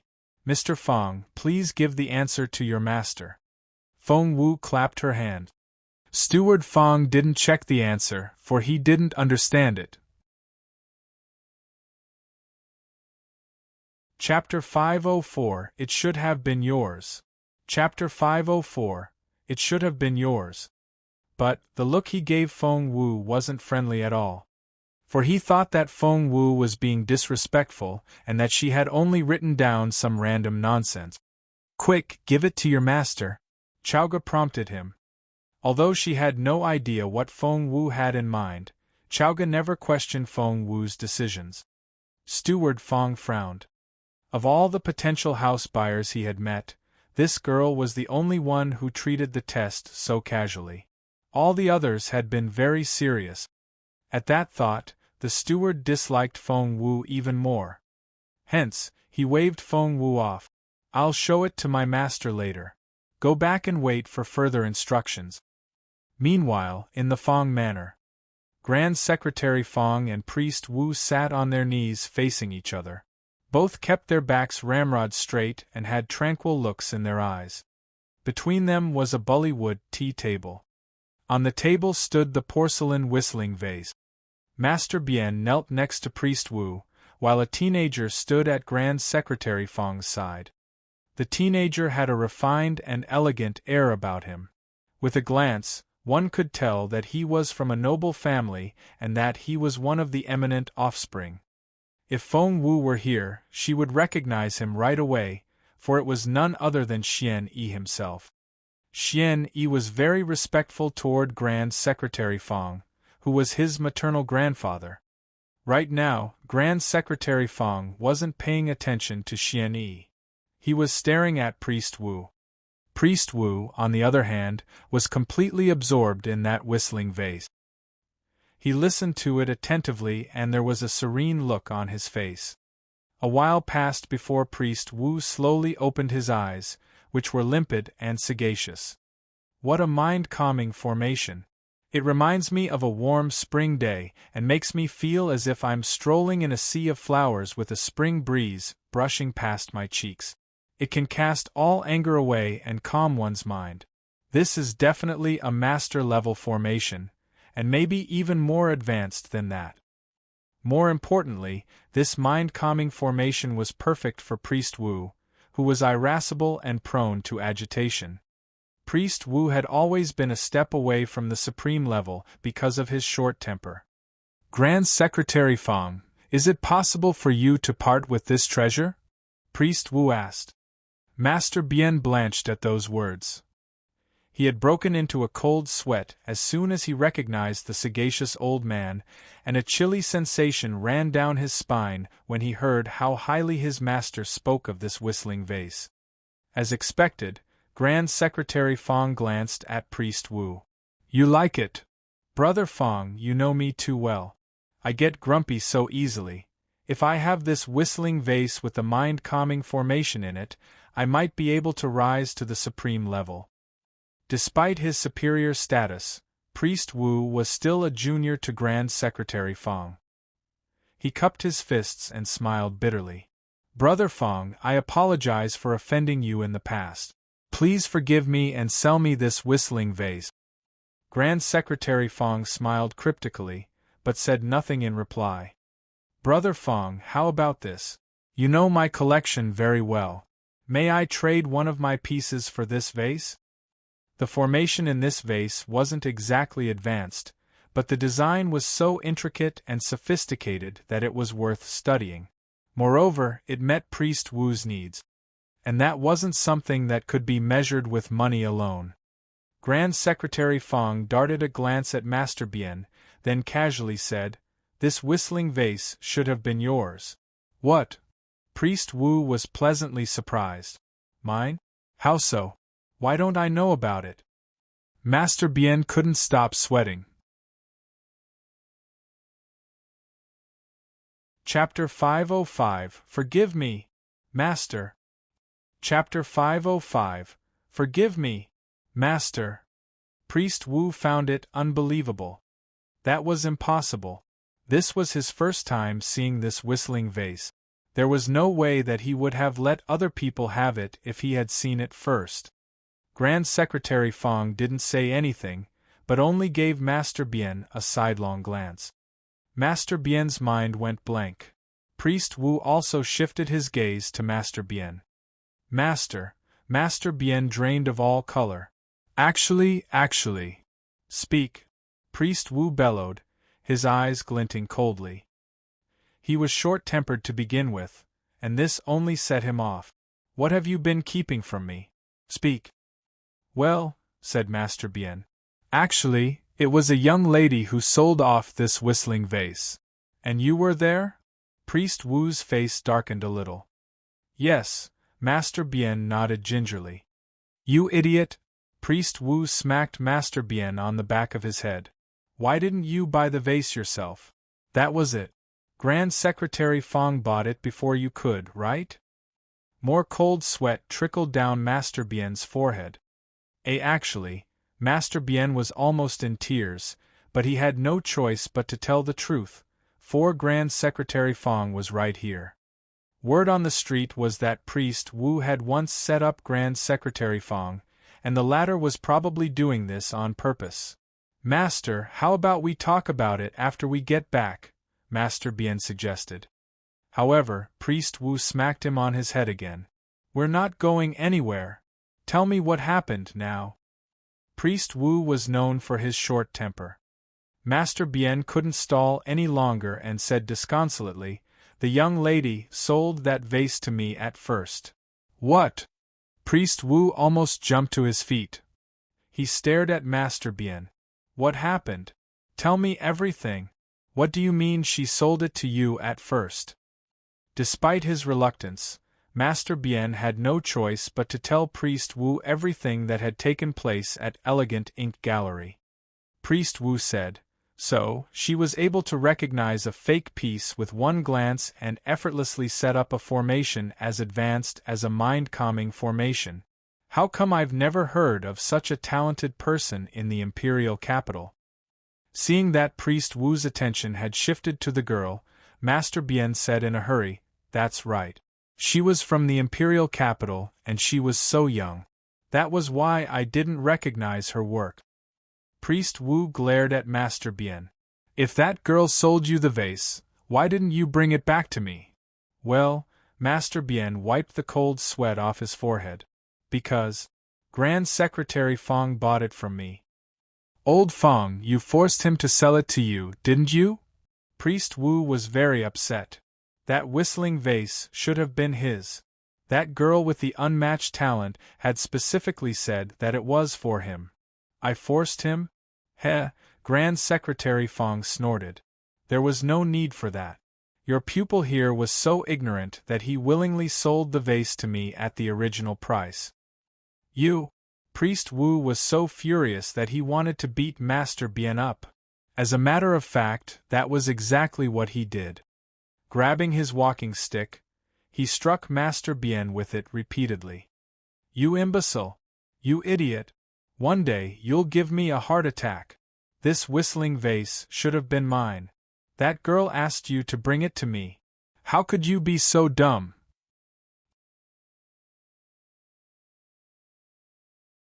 Chapter 506. How could you do that? Chapter 506. How could you do that? Priest Wu was so pissed, and the more he thought about it, the angrier he became. Master Bien ran around the room in circles to dodge the walking stick. Master, I'm so sorry. Please forgive me. You imbecile. I'm gonna kill you. Priest Wu was relentless with his strikes. What was worse, Grand Secretary Fong watched everything with a smile on his face. He would rub his chin every now and then. It was clear that he was enjoying this. The corner of Xian Yi's mouth twitched. His grandfather was so. Wasn't he supposed to be a valuable asset of the empire? How could he be this childish? It was said that as one got older, they became more and more like a child. That was so true. His grandfather still held a grudge over some petty conflict that had happened decades ago. For his revenge, General Secretary Fong had invited Priest Wu here to savor this whistling vase today just so that he could watch the latter beat up his pupil in vexation. It was such a childish thing to do. Xian Yi didn't know whether to laugh or cry. On the other side, Priest Wu, who was rather agile for his age, was still running after his pupil with the walking stick. You idiot! Stop running. Do you have any idea how precious that whistling vase is? Do you know how wonderfully designed that formation is?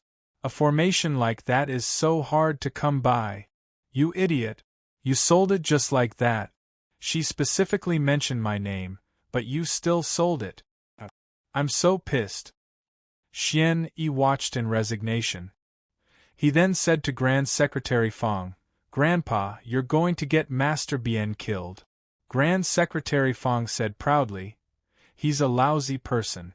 He picked on that girl, and I'm only taking revenge for her. What's wrong with that? He could make as many excuses as he wanted, but Xian Yi knew that the old man was doing it to get back at Priest Wu for that petty incident years and years ago. Xian Yi was speechless. He then turned to General Secretary Fang. Grandpa, this girl you mentioned, is she really that good? Of course. If I hadn't seen her put the whistling vase back together with my own eyes, I would never have believed that a teenage girl could set up such a complicated formation in a split second.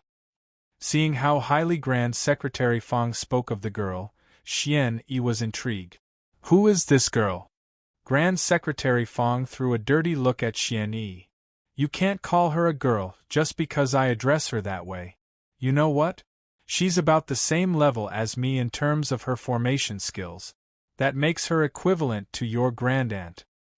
Xian Yi almost choked on his tea. Him? Call a teenage girl grandaunt? He didn't know what to say, but that description only made him more curious. Grandpa, exactly who is she? He hadn't thought much of it, but after everything his grandfather said, he was very curious now. Grand Secretary Fang was a little vexed at that question. He hadn't expected to find such a profound formation in the vase, and only thought that it was more advanced than other ordinary ones. Hence, he hadn't asked his old steward to follow the girl. Sigh, Grand Secretary Fang heaved a sigh. I wish I knew who she is. But I have some leads. I'm sure I can find her. At the same time, outside the manor, Feng Wu didn't leave after handing in the answer, and the two girls relaxed in the cool shade of a palm tree. The man in charge of the household affairs of the Fang Manor, aka Steward Fang, hadn't come back out. Chaoga asked Feng Wu, Xiao Wu, why hasn't that steward come out? It's been 15 minutes. Grand Secretary Fang should have seen the paper by now. Chapter 507 U? Chapter 507 U. Feng Wu nodded. He should have, if everything went as planned.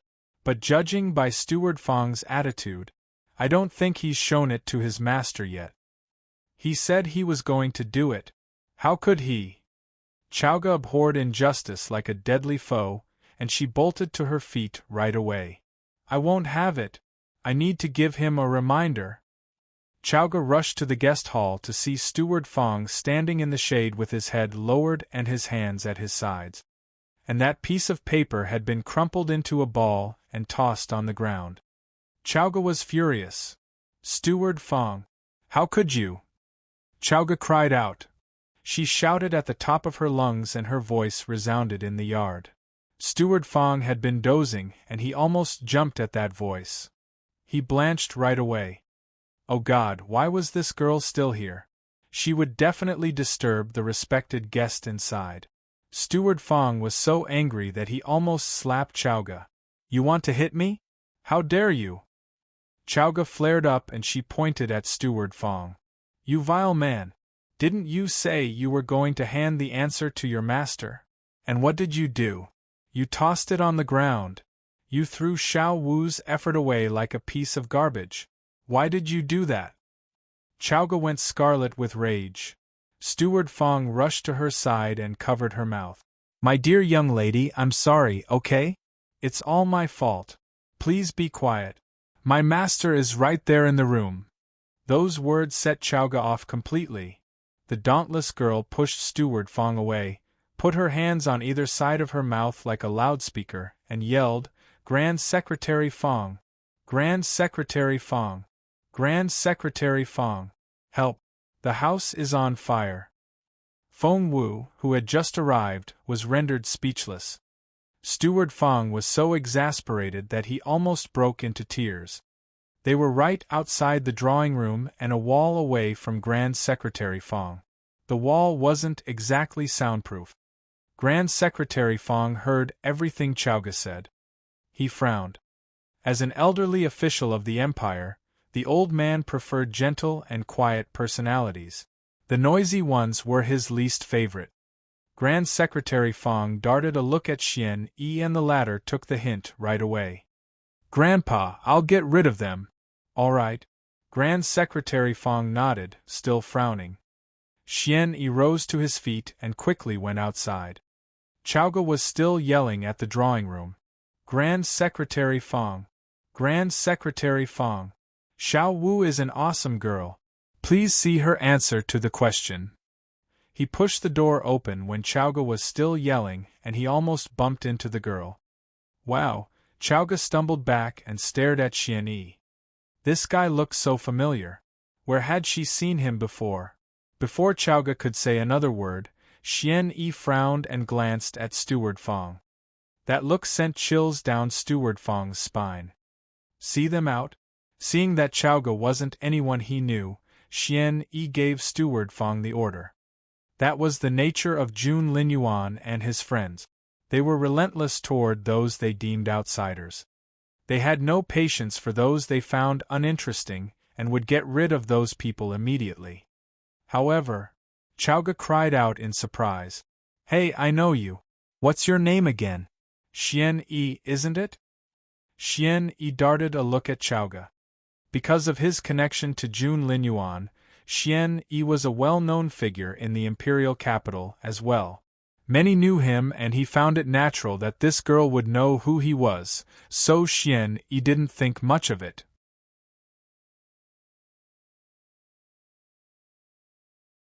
Chapter 508 Very Solid. Chapter 508 Very Solid. However, Chowga turned around and beckoned at Feng Wu. "Xiao Wu, come over here. Isn't he Xian II? The boy that you used to beat up? He cried a lot. Isn't this him?" "Xiao Wu?" Xian Yi's stomach lurched. "Xian Yi?" Feng Wu walked into the yard at that moment. Their eyes met. "You! Why are you here?" Xian Yi and Feng Wu exchanged looks and both saw surprise on each other's faces. Chowga grinned. "Xiao Wu, that's him, right? That crybaby that you used to beat up? The one that would wait for you outside your house every day after that?" Feng Wu chuckled. Xian Yi blushed suspiciously. He coughed into his fist. Just then, Master Bien couldn't take Priest Wu's blows anymore and rushed out, burying his head in his hands and crying for his master's mercy. He missed the threshold and tripped. Hence, thump. Master Bien fell down on his face. Why were there so many people? He looked up, and he saw a face that would give him nightmares. As a matter of face, it was a face of stunning beauty. You. Master Bien acted as if he had seen a ghost. His eyes opened so wide it was as if his eyeballs would fall out at any moment. However, he reacted quickly and rushed toward Feng Wu the next second. "It's you! It's you!" Both Feng Wu and Chowga jumped at his reaction and stumbled back involuntarily. Chowga shielded Feng Wu with her own body. "What the hell? Don't go!" Seeing them back off, especially Feng Wu, Master Bien ran after them in exasperation. "You can't leave now. I won't let you. Stop right there." Chowga flared up. How dare a middle-aged loser try to lay his hands on Xiao Wu? He had to be delusional. Hence, Chowga grabbed the nearest flower pot. It was filled with soil and very solid. Bang! Chowga swung the pot and smashed it onto Master Bien's head. Crack! The pot shattered to pieces and the soil scattered all over the ground. Arg! Master Bien cried out and blood gushed from his forehead. Chowga didn't see that coming. She said hesitantly, "You were imprudent first. I did the right thing. You can't blame me." Master Bien. Imprudent? He wasn't trying to take advantage of Miss Feng. Everything happened so fast and everyone was taken by surprise. Seeing Master Bien's bloody forehead and Chowga's unforgiving attitude, Steward Fong was furious. "Young lady, Who do you think you are? Do you know who this is? Master Bien is a respected guest here. Take her. Fearing that he would be blamed for this, Steward Fong summoned some guards and was going to grab Chowga. His master would deal with her later. But, wait, Xian Yi frowned. Priest Wu was infuriated. Although he had been hitting Master Bien for the past few minutes, he only did it because the latter was his pupil. He could do whatever he wanted with his own pupil. But it was a different story when other people heard his pupil. Hence, Priest Wu glared at Chowga and Feng Wu with a livid face. Which one of you did this? Priest Wu bellowed. Confess now. Chapter 509 Who on Earth is this girl? Chapter 509 Who on earth is this girl? Intimidated by Priest Wu's tone, Chowga cringed. Feng Wu stepped out with a smile. I did it. Priest Wu stared at Feng Wu and found her very familiar. He had seen that face before. Then it came to him. He had seen her before entering the Fong Manor. The girl had a Grandmaster level formation on her bracelet, and Priest Wu had called her a vain girl. He hadn't expected to meet her again so soon. Master Bien rushed to his side and said to Priest Wu, Master, please don't blame her. It's her. Priest Wu nodded. It's you. Priest Wu had deemed Feng Wu an extravagant girl, and he smirked. You're already this vain at such a young age. Shame on your family. Xian Yi frowned. He didn't like Priest Wu criticizing Feng Wu like that. However, before Xian Yi could intervene, Master Bien tugged at Priest Wu's sleeve and yelled, Master, it's her. The whistling vase girl. What? Priest Wu turned around and looked at Master Bien in confusion. I'm telling the truth, Master. This young lady made that whistling vase. I saw it with my own eyes. Priest Wu's eyes widened. He stared at Master Bien, then shifted his gaze to Feng Wu. It couldn't be. That was impossible. But she's so young, she was in her teens, right? 13 tops. Just then, footsteps came from inside. Grand Secretary Fong had come out. All the "it's her" talk intrigued Grand Secretary Fong greatly, so he came out to have a look. Why, young lady, it's you. Priest Wu turned to stare at Grand Secretary Fong. You know her too? Grand Secretary Fong snapped. Of course I do. Back in Elegant Ink Gallery, this girl broke that whistling vase herself at first, then put it back together before breaking it again and sticking it together a second time. She also put in that mind-calming formation while she was at it. So many people saw it. I can't lie about that. Both Master Bien and Grand Secretary Fong were saying the same thing. Priest Wu had no choice but to believe them. He then turned to stare at the bracelet on Feng Wu's wrist, which had a formation embedded in it. He had reprimanded the girl for being vain because of that invaluable formation on her wrist.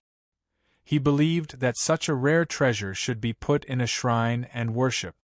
However, if this girl really was the maker of the whistling vase, that was very embarrassing for him. Xian Yi looked at Grand Secretary Fong and Feng Wu in turn and narrowed his eyes. Grandpa, is she the girl you were talking about? Grand Secretary Fong nodded. That's right. She's the one. She's unbelievably talented in formations. Xian Yi's mouth fell open. To most people, Feng Wu was a crippled good-for-nothing, but according to his grandfather, Feng Wu was incredible. It sounds like you two know each other as well. Grand Secretary Fong found the coincidence interesting. We do.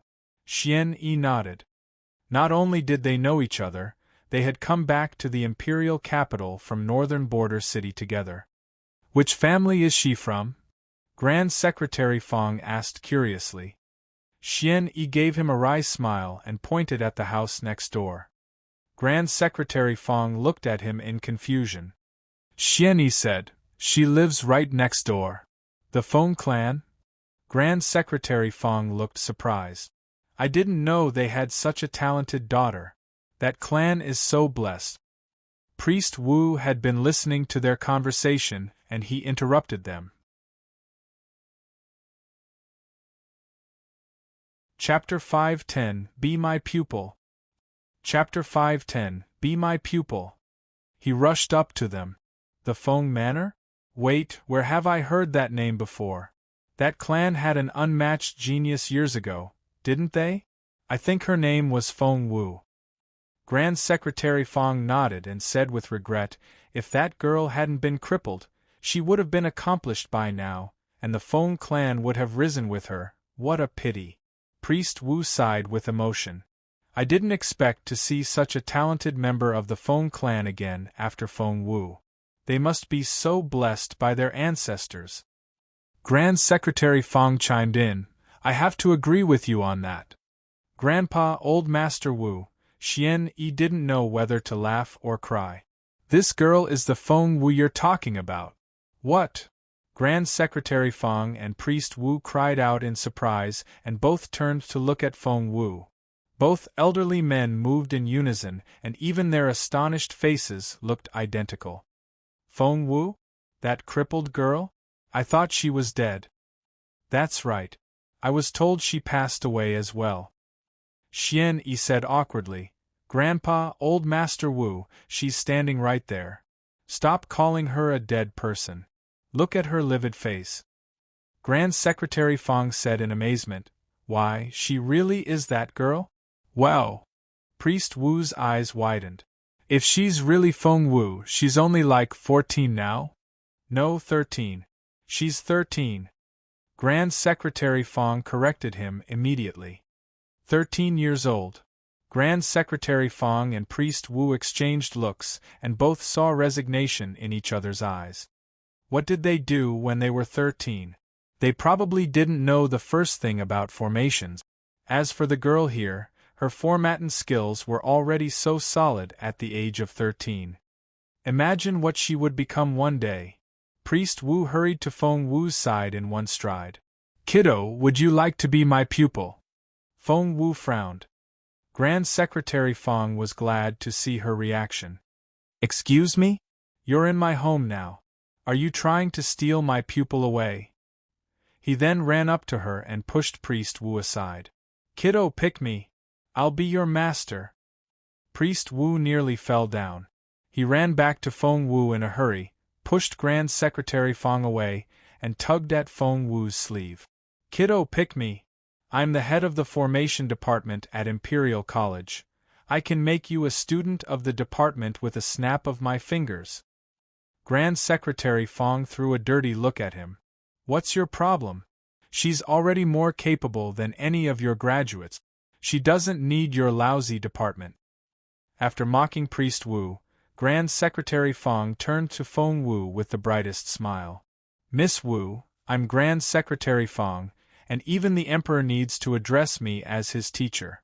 Isn't that wonderful? Be my pupil and I'll get you all the best resources. By the way, you know him, right? Grand Secretary Feng was doing all he could to get this pupil. He dragged Xian Yi over and presented the latter to Feng Wu. Priest Wu was all the more vexed. For Grand Secretary Feng had a very appealing-looking grandson, while he only had an unsightly pupil. However, while everyone thought that Grand Secretary Feng was trying to set up Xian Yi and Feng Wu together, the whimsical old man said, Look, this guy is His Royal Highness's buddy. Don't all girls want to get close to His Royal Highness?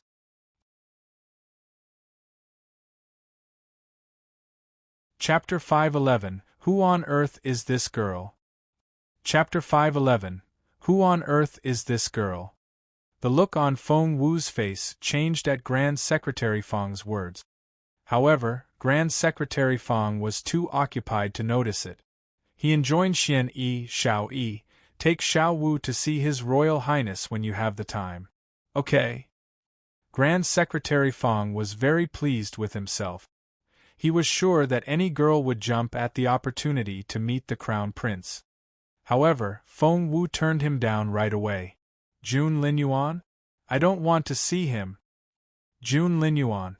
The girl had just called the Crown Prince by his name. That was bold. But Grand Secretary Feng didn't believe a word Feng Wu said. The only girls that didn't like June Linyuan were the ones who weren't born yet. Priest Wu gave Feng Wu a pleading look. Kiddo, are you really not going to consider me? Xian Yi was baffled.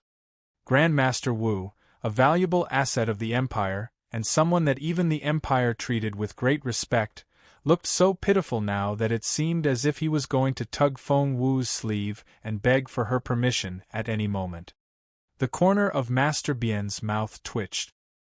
His master was so renowned that people lined up outside his door all the way to the city gates for a chance to become his pupil. Priest Wu couldn't be bothered to even spare them a glance. Master Bian never imagined that his master would one day look so piteous in front of a girl. However, instead of dropping to her knees and thanking Priest Wu for his consideration, Feng Wu only glanced at him. You want to be my master? Is there a problem? What can you possibly teach me? What do you want to learn? Priest Wu patted his chest and asked proudly. What do you have to offer? Formations. Priest Wu gloated. I'm the head of the formation department of Imperial College. So, can you create a supreme-level formation as we speak? Feng Wu looked at him. Are you kidding me? Priest Wu almost jumped on the spot. No one can do that. All formations need to be carefully designed and set out with great care. You've got to be kidding me. However, Feng Wu only took that whistling vase from Grand Secretary Feng, concentrated, and started working on the formation. Priest Wu and Grand Secretary Feng stared at Feng Wu in amazement. Feng Wu's fingers flew over the vase as they emitted streaks of white light which flew into the whistling vase. She then handed the vase to Priest Wu. Priest Wu stared at Feng Wu in confusion. Feng Wu smiled. Check it out.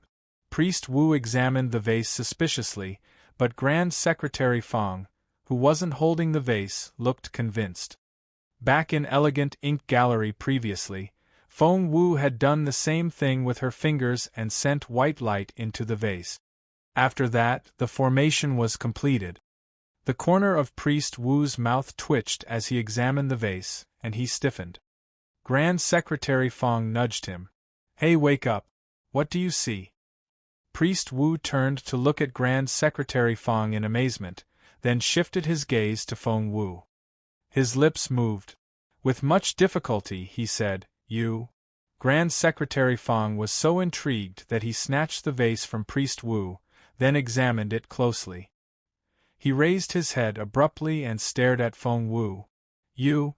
Grand Secretary Feng took a deep breath. Who on earth are you? Grand Secretary Feng thought that he had encountered enough people in his lifetime to be able to judge them correctly. However, Xian Yi watched on the side blankly. Wasn't Feng Wu supposed to be a good-for-nothing? Why did his grandfather and old Master Wu look like they had seen a ghost?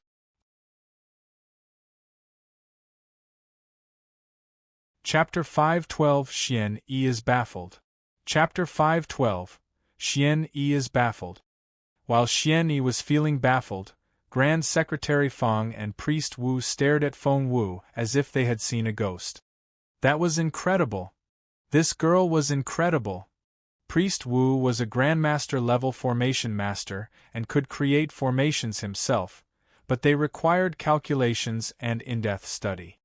But, just then, Feng Wu was able to upgrade an intricate master-level formation to the Grandmaster level in a matter of minutes. How could one not be dumbstruck by such excellent skills? Do you still want to teach me formations? Feng Wu smiled at Priest Wu. Priest Wu gave Feng Wu a woeful look. Kiddo, are you kidding me? Forget about becoming my pupil.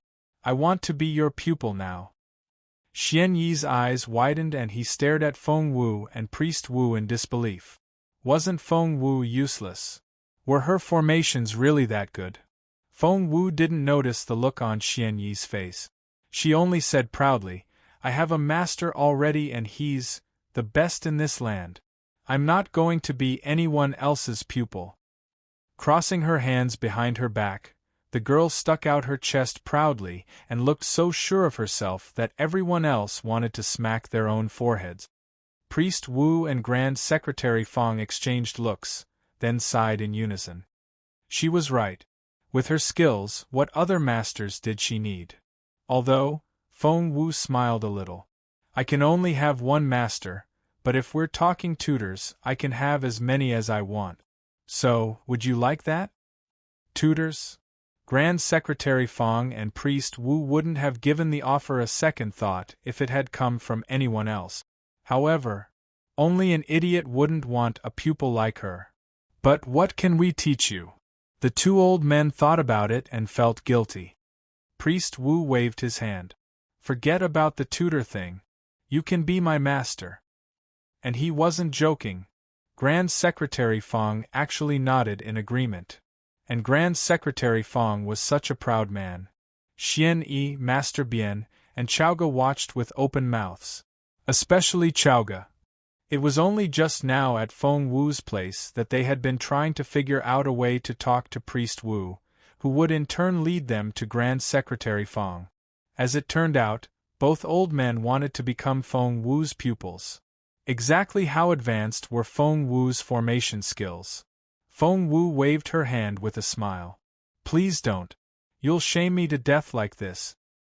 Well, how about we forget about masters and pupils and treat one another as peers? Grand Secretary Fong settled it. Priest Wu nodded. That's right. Your formation skills are more than enough for you to work as a guest advisor in the formation department. We're indeed peers in that sense. Xian Yi was dumbfounded. Feng Wu and the two old men were peers now? But what about him? Seeing the conflicted look on Xian Yi's face, Grand Secretary Fong smacked his grandson on the back of his head. You brat! What are you looking at? Give your greetings. What? Even someone as prim as Xian Yi was bewildered. Grand Secretary Fong snapped, You heard me. Didn't we agree that Xiao Wu is our peer now? I'm your grandfather and that makes her your grandaunt. Quickly, say hi to your grandaunt.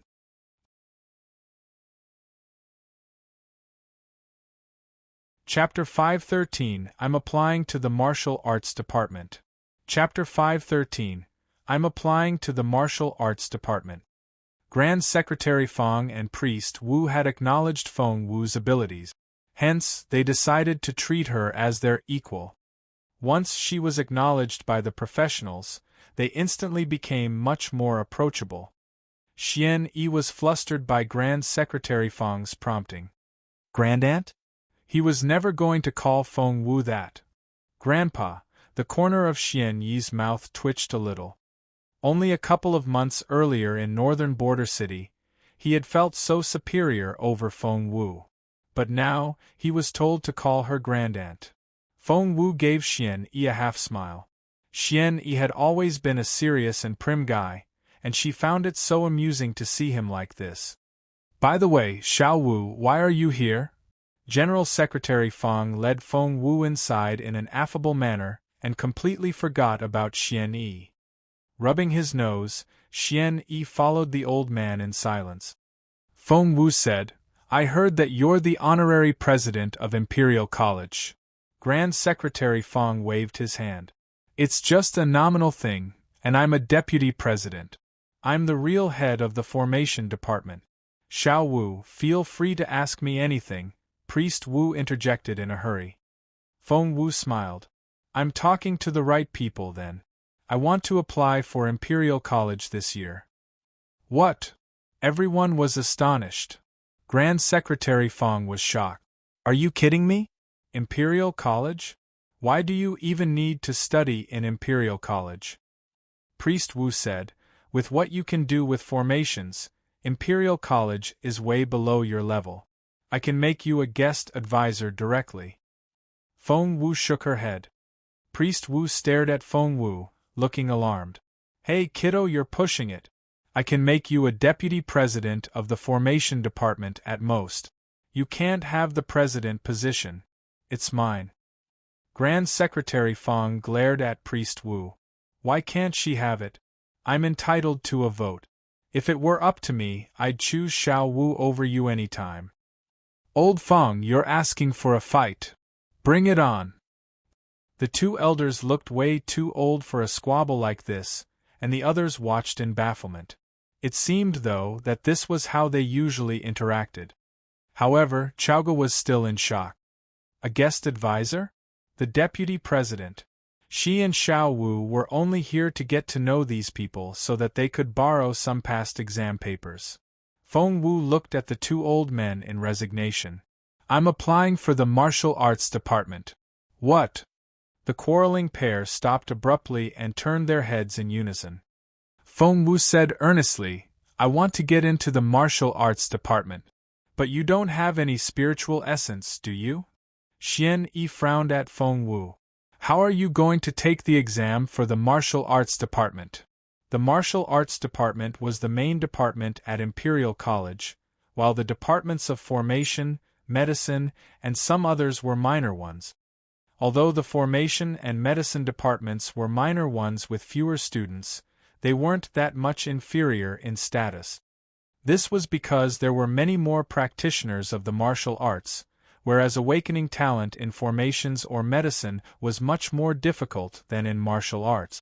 Less than 1 in 1,000 students had such talent, which made them much more precious. Grand Secretary Feng and Priest Wu gazed at Feng Wu as well. They had long realized that Feng Wu had no spiritual essence. Moreover, with what had happened back then, she was indeed a good-for-nothing when it came to cultivation. However, she was brilliant nonetheless. After her main path was cut off, she had somehow managed to blaze a trail of her own. But now, when she had almost reached the pinnacle after that trial, she was telling them that she was going back to that blocked main road?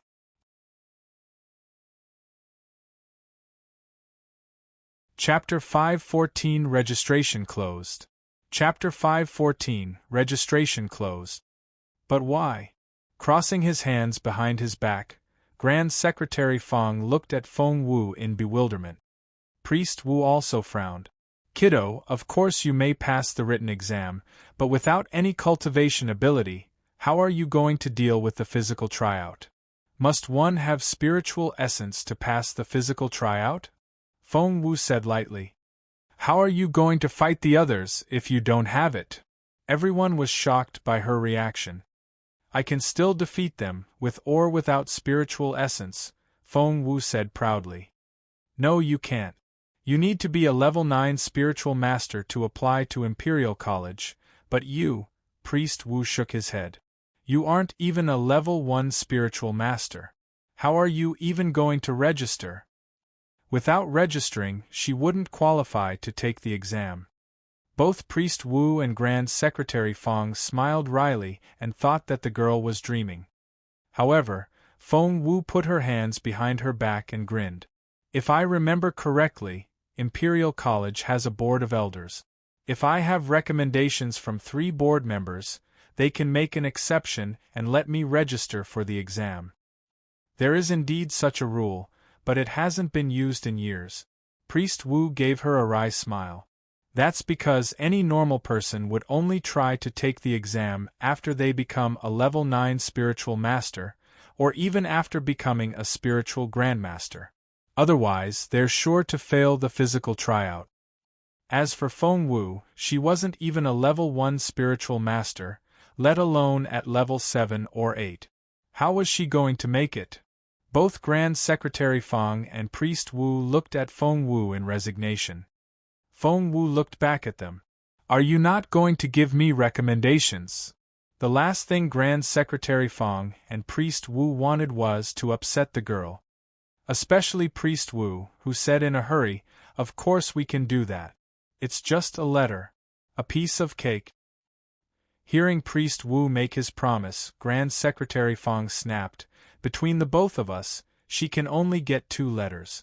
She needs 1 more if she wants to get that exemption.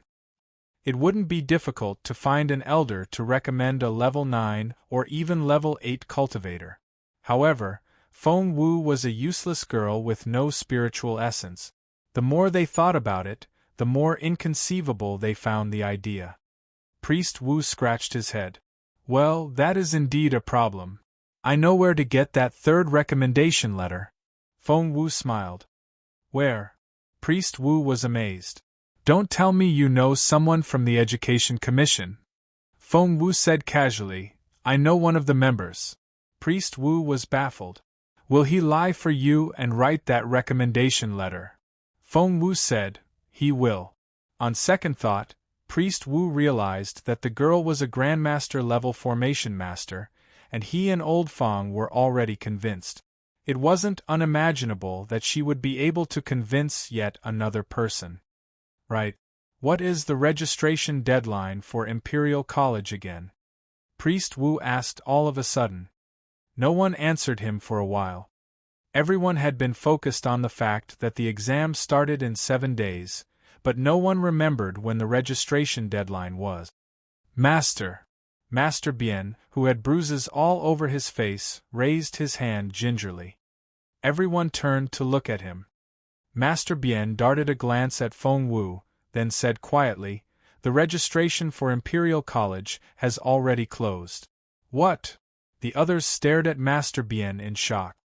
Master Bien nodded tentatively.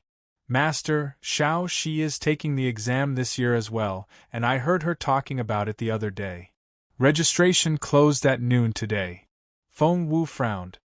It was already past noon. Even if she rushed to Imperial College at that moment, it was already too late.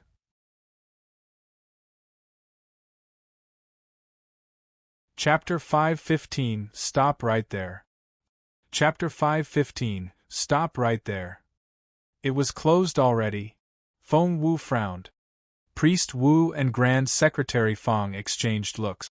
What do we do now? Chaoga was exasperated. Xiao Wu, registration has closed. What are you going to do now? Feng Wu had announced that she was applying for Imperial College, but she had just lost the chance.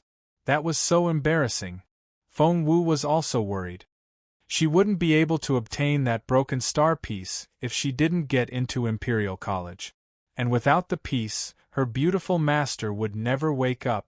Therefore, she had to enroll this year. Even if it meant that she had to use special means to get in. Hence, Feng Wu kept her gaze on Grand Secretary Fong. You must have a way for me to register. Am I right? Grand Secretary Fong thought for a moment, frowned, and looked at Priest Wu.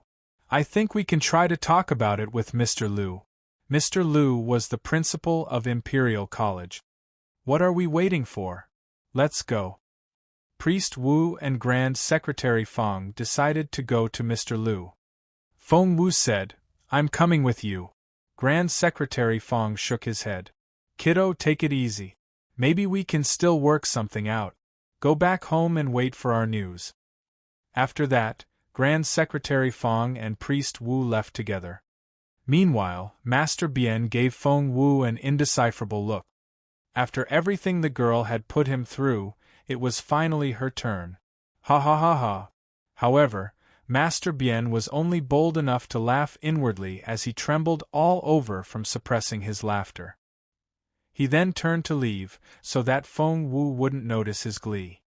Actually, you can go to Boss June, Xian Yi reminded Feng Wu when he walked past her. He left before Feng Wu could reply. Boss June. Feng Wu had yet to respond when Chaoga asked the question bewilderedly.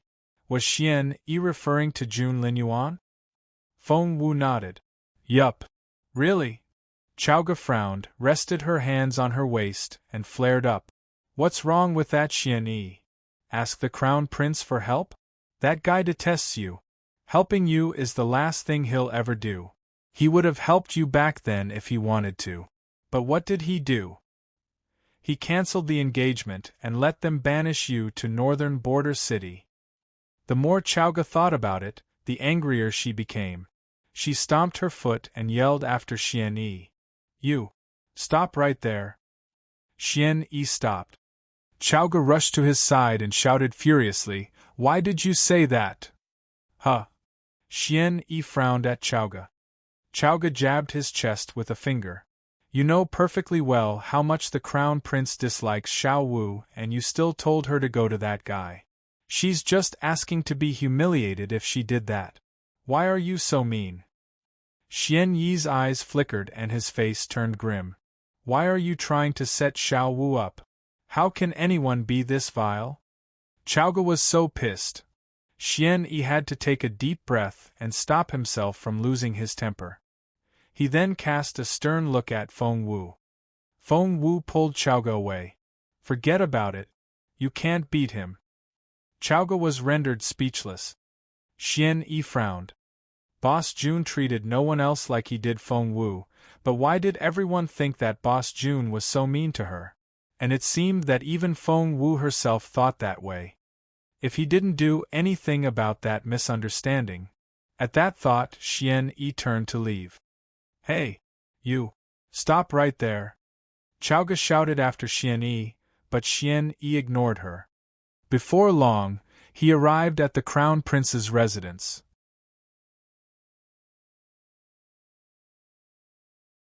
Chapter 516 Jun Linyuan the Proud. Chapter 516 Jun Linyuan the Proud. Xian Yi entered the residence and found Jun Linyuan in the martial arts hall. At the moment, the Crown Prince had just finished practice and was sipping tea by the pond. Seeing Xian Yi, Jun Linyuan raised an eyebrow and gestured at the other boy to take a seat. I met Feng Wu today. Xian Yi got straight to the point. The casual look on Jun Linyuan's face faded a little, but he quickly covered it up. Did you? As if he couldn't care less. Xian Yi still hadn't figured out how Jun Linyuan really felt about Feng Wu, and he thought that he could use this chance to carefully observe the Crown Prince. After all, Boss Jun's attitude toward Feng Wu determined how the others should treat her in the future. That's right. I met her at my grandfather's place. Xian Yi glanced at Jun Linyuan unhurriedly. The Crown Prince took a sip of his tea, nodded, then frowned. Why did Xian Yi stop? Xian Yi smiled a little and pretended to mention in passing, I was really surprised when I saw her. I didn't know she's such an amazing formation master. Keeping his face straight, Jun Linyuan snorted. Priest Wu and Master Bian were both there, but Master Bian almost cried after what Feng Wu put him through. Ha ha ha ha! Of course. His Xiao Wu was the best. The Crown Prince played with his porcelain teacup and secretly rejoiced. However, he only snorted again. Seeing Jun Linyuan's expressionless face, Xian Yi changed the subject. By the way, I haven't seen Feng Sun in a while.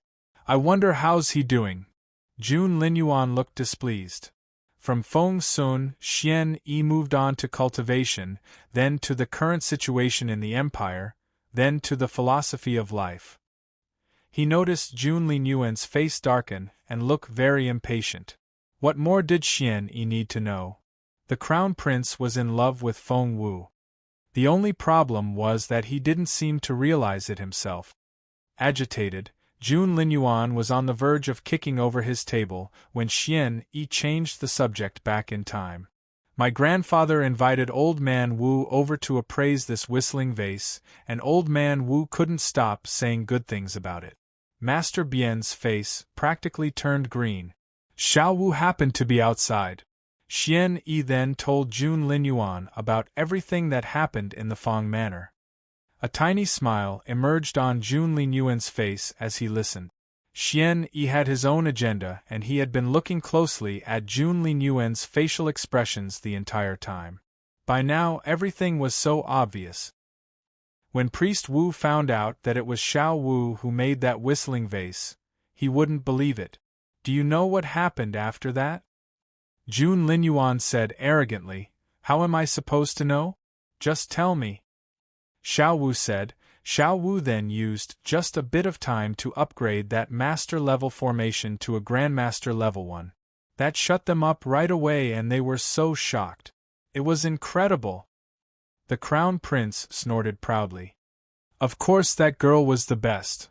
Any woman Jun Linyuan liked had to be the best. Xian Yi was rendered speechless by the proud look on Boss Jun's face. However, he didn't let his surprise show and only went on talking. It turns out that Xiao Wu wants to apply for Imperial College.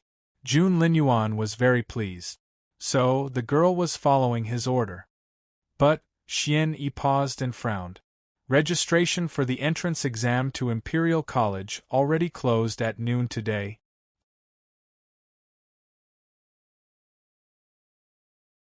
Chapter 517 Imperial College. Chapter 517 Imperial College. June Linyuan frowned. Xian Yi said, "Those two elderly men like Xiao Wu so much that they've gone to Imperial College, saying that they were going to talk to Mr. Liu, the head." Xian Yi then darted a look at June Linyuan. The Crown Prince didn't reply. Xian Yi then said in a casual tone, "Mr. Liu isn't someone who is easily persuaded. So, I don't think Xiao Wu can make it this time." Staring at Xian Yi, June Linyuan said with a darkened face, "Xiao Wu? Are you that familiar with her?" He then rose to his feet. Xian Yi was speechless. Was he seriously going to get angry over such a petty matter? Xian Yi stood up in a hurry. "No, I'm not familiar with her at all. I only call her that because Feng Sun does." "Ha ha! Poor Feng Sun. That came out of nowhere." June Linyuan snorted. Xian Yi went on, "I don't think Mr. Liu will agree. So, Feng Wu won't be able to take the exam this year, I think." Crossing his hands behind his back, June Linyuan stared at Xian Yi in a haughty manner.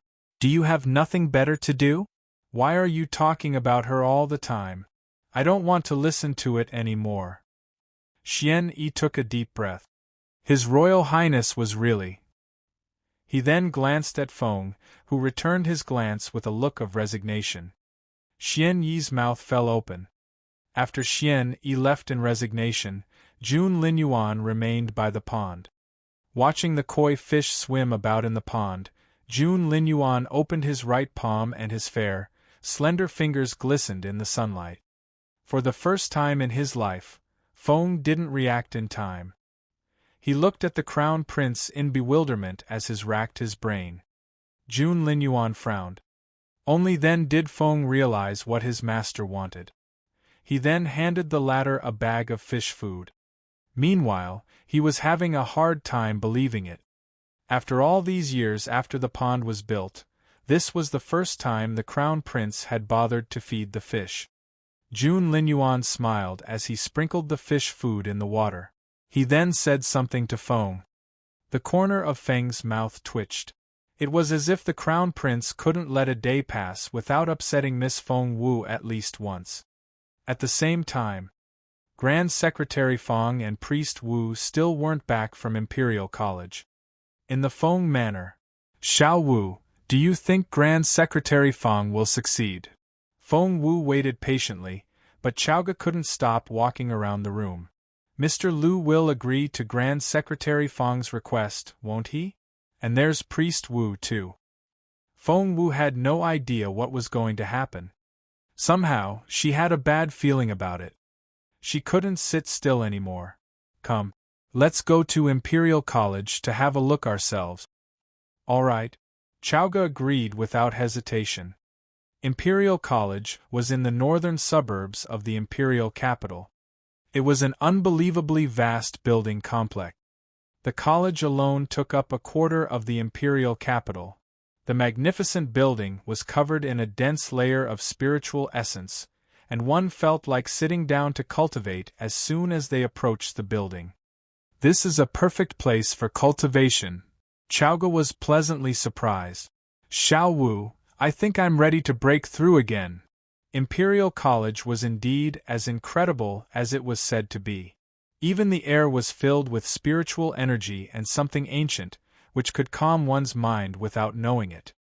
Wait. Feng Wu narrowed her eyes. She had a vague feeling of being drawn to a secret power inside the college, which seemed to make her blood boil in excitement. How strange. Exactly what was that power? Something then stirred inside Feng Wu. Like Chaoga, Feng Wu felt like she could break through as well. Feng Wu made up her mind that she had to get into Imperial College, even if it was just for that mysterious power alone. Imperial College had an open day every week, and today just happened to be one of those days. While Feng Wu and Chowga were.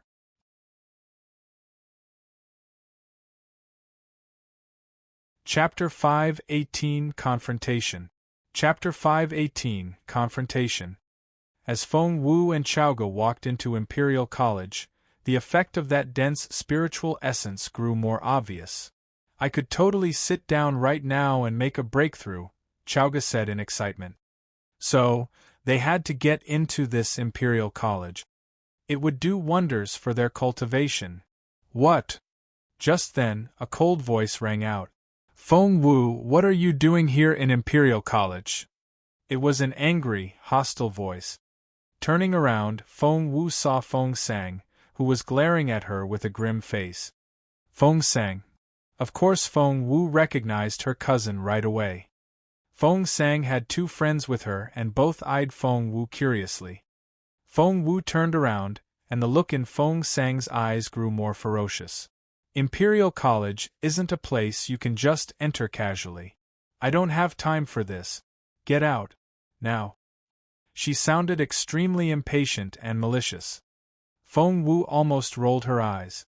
The two girls with Feng Sang asked her in a whisper, "Who's she? Is there bad blood between the both of you?" One of them said, "Sang Sang, you're never this irritable. Who is she? What has she done?" The two girls were Guan Jing and Tao Yu. Feng Sang said in a cold, contemptuous voice, "Who else? My incredible fifth sister, of course." Fifth sister? As in Feng Wu. Both Guan Jing and Tao Yu were from the imperial capital and knew all about the girl prodigy in Feng Sang's family. I see. Guan Jing looked enlightened. So that's her. That cripple, Feng Wu. Tao Yu gloated. Didn't His Royal Highness cancel his engagement to her? Feng Sang's face was livid and she glowered at Feng Wu. You're a shame to our family. How dare you show up here? Get the hell out. Feng Wu had yet to reply, but Chowga wouldn't have it. To Chowga, Feng Wu was the cleverest and the most incredible person in the world. Even June Linyuan couldn't match her in talent. Hey! Resting her hands on her waist, Chowga glared at Feng Sang. Who the hell are you? Don't flatter yourself. We're not here for you. Not everything in this world is about you. Feng Sang had always been a proud person, and she was furious at that comment. And who might you be? Feng Sang snapped. I'm Duan Chowga. Remember that name? Chowga jabbed Feng Sang's shoulder with a finger. Disrespect Xiao Wu like that again and I'll kill you. Wow, I'm so scared. Infuriated, Feng Sang rolled her eyes. So, it's you, Duan Chowga? Feng Sang snorted. Weren't you the one who followed Feng Wu around all the time? You're an idiot. I see why you were with her when she was a genius, but she's useless now. You have to be an imbecile to stick with her. Smack. Feng Wu smacked Feng Sang hard. Shut your mouth. Feng Sang. Pressing a palm to her swollen left cheek, Feng Sang said in disbelief, You hit me. Feng Wu, how dare you hit me? How dare a good-for-nothing hit her? However, when Feng Sang met Feng Wu's gaze and saw eyes as black as an abyss, somehow, a chill ran down Feng Sang's spine. Because this was taking place on a main road, it soon caught the attention of a lot of passers-by. You're tuning in to the Phoenix Knights YouTube channel. Don't forget to subscribe and join us on this journey to catch the most captivating stories.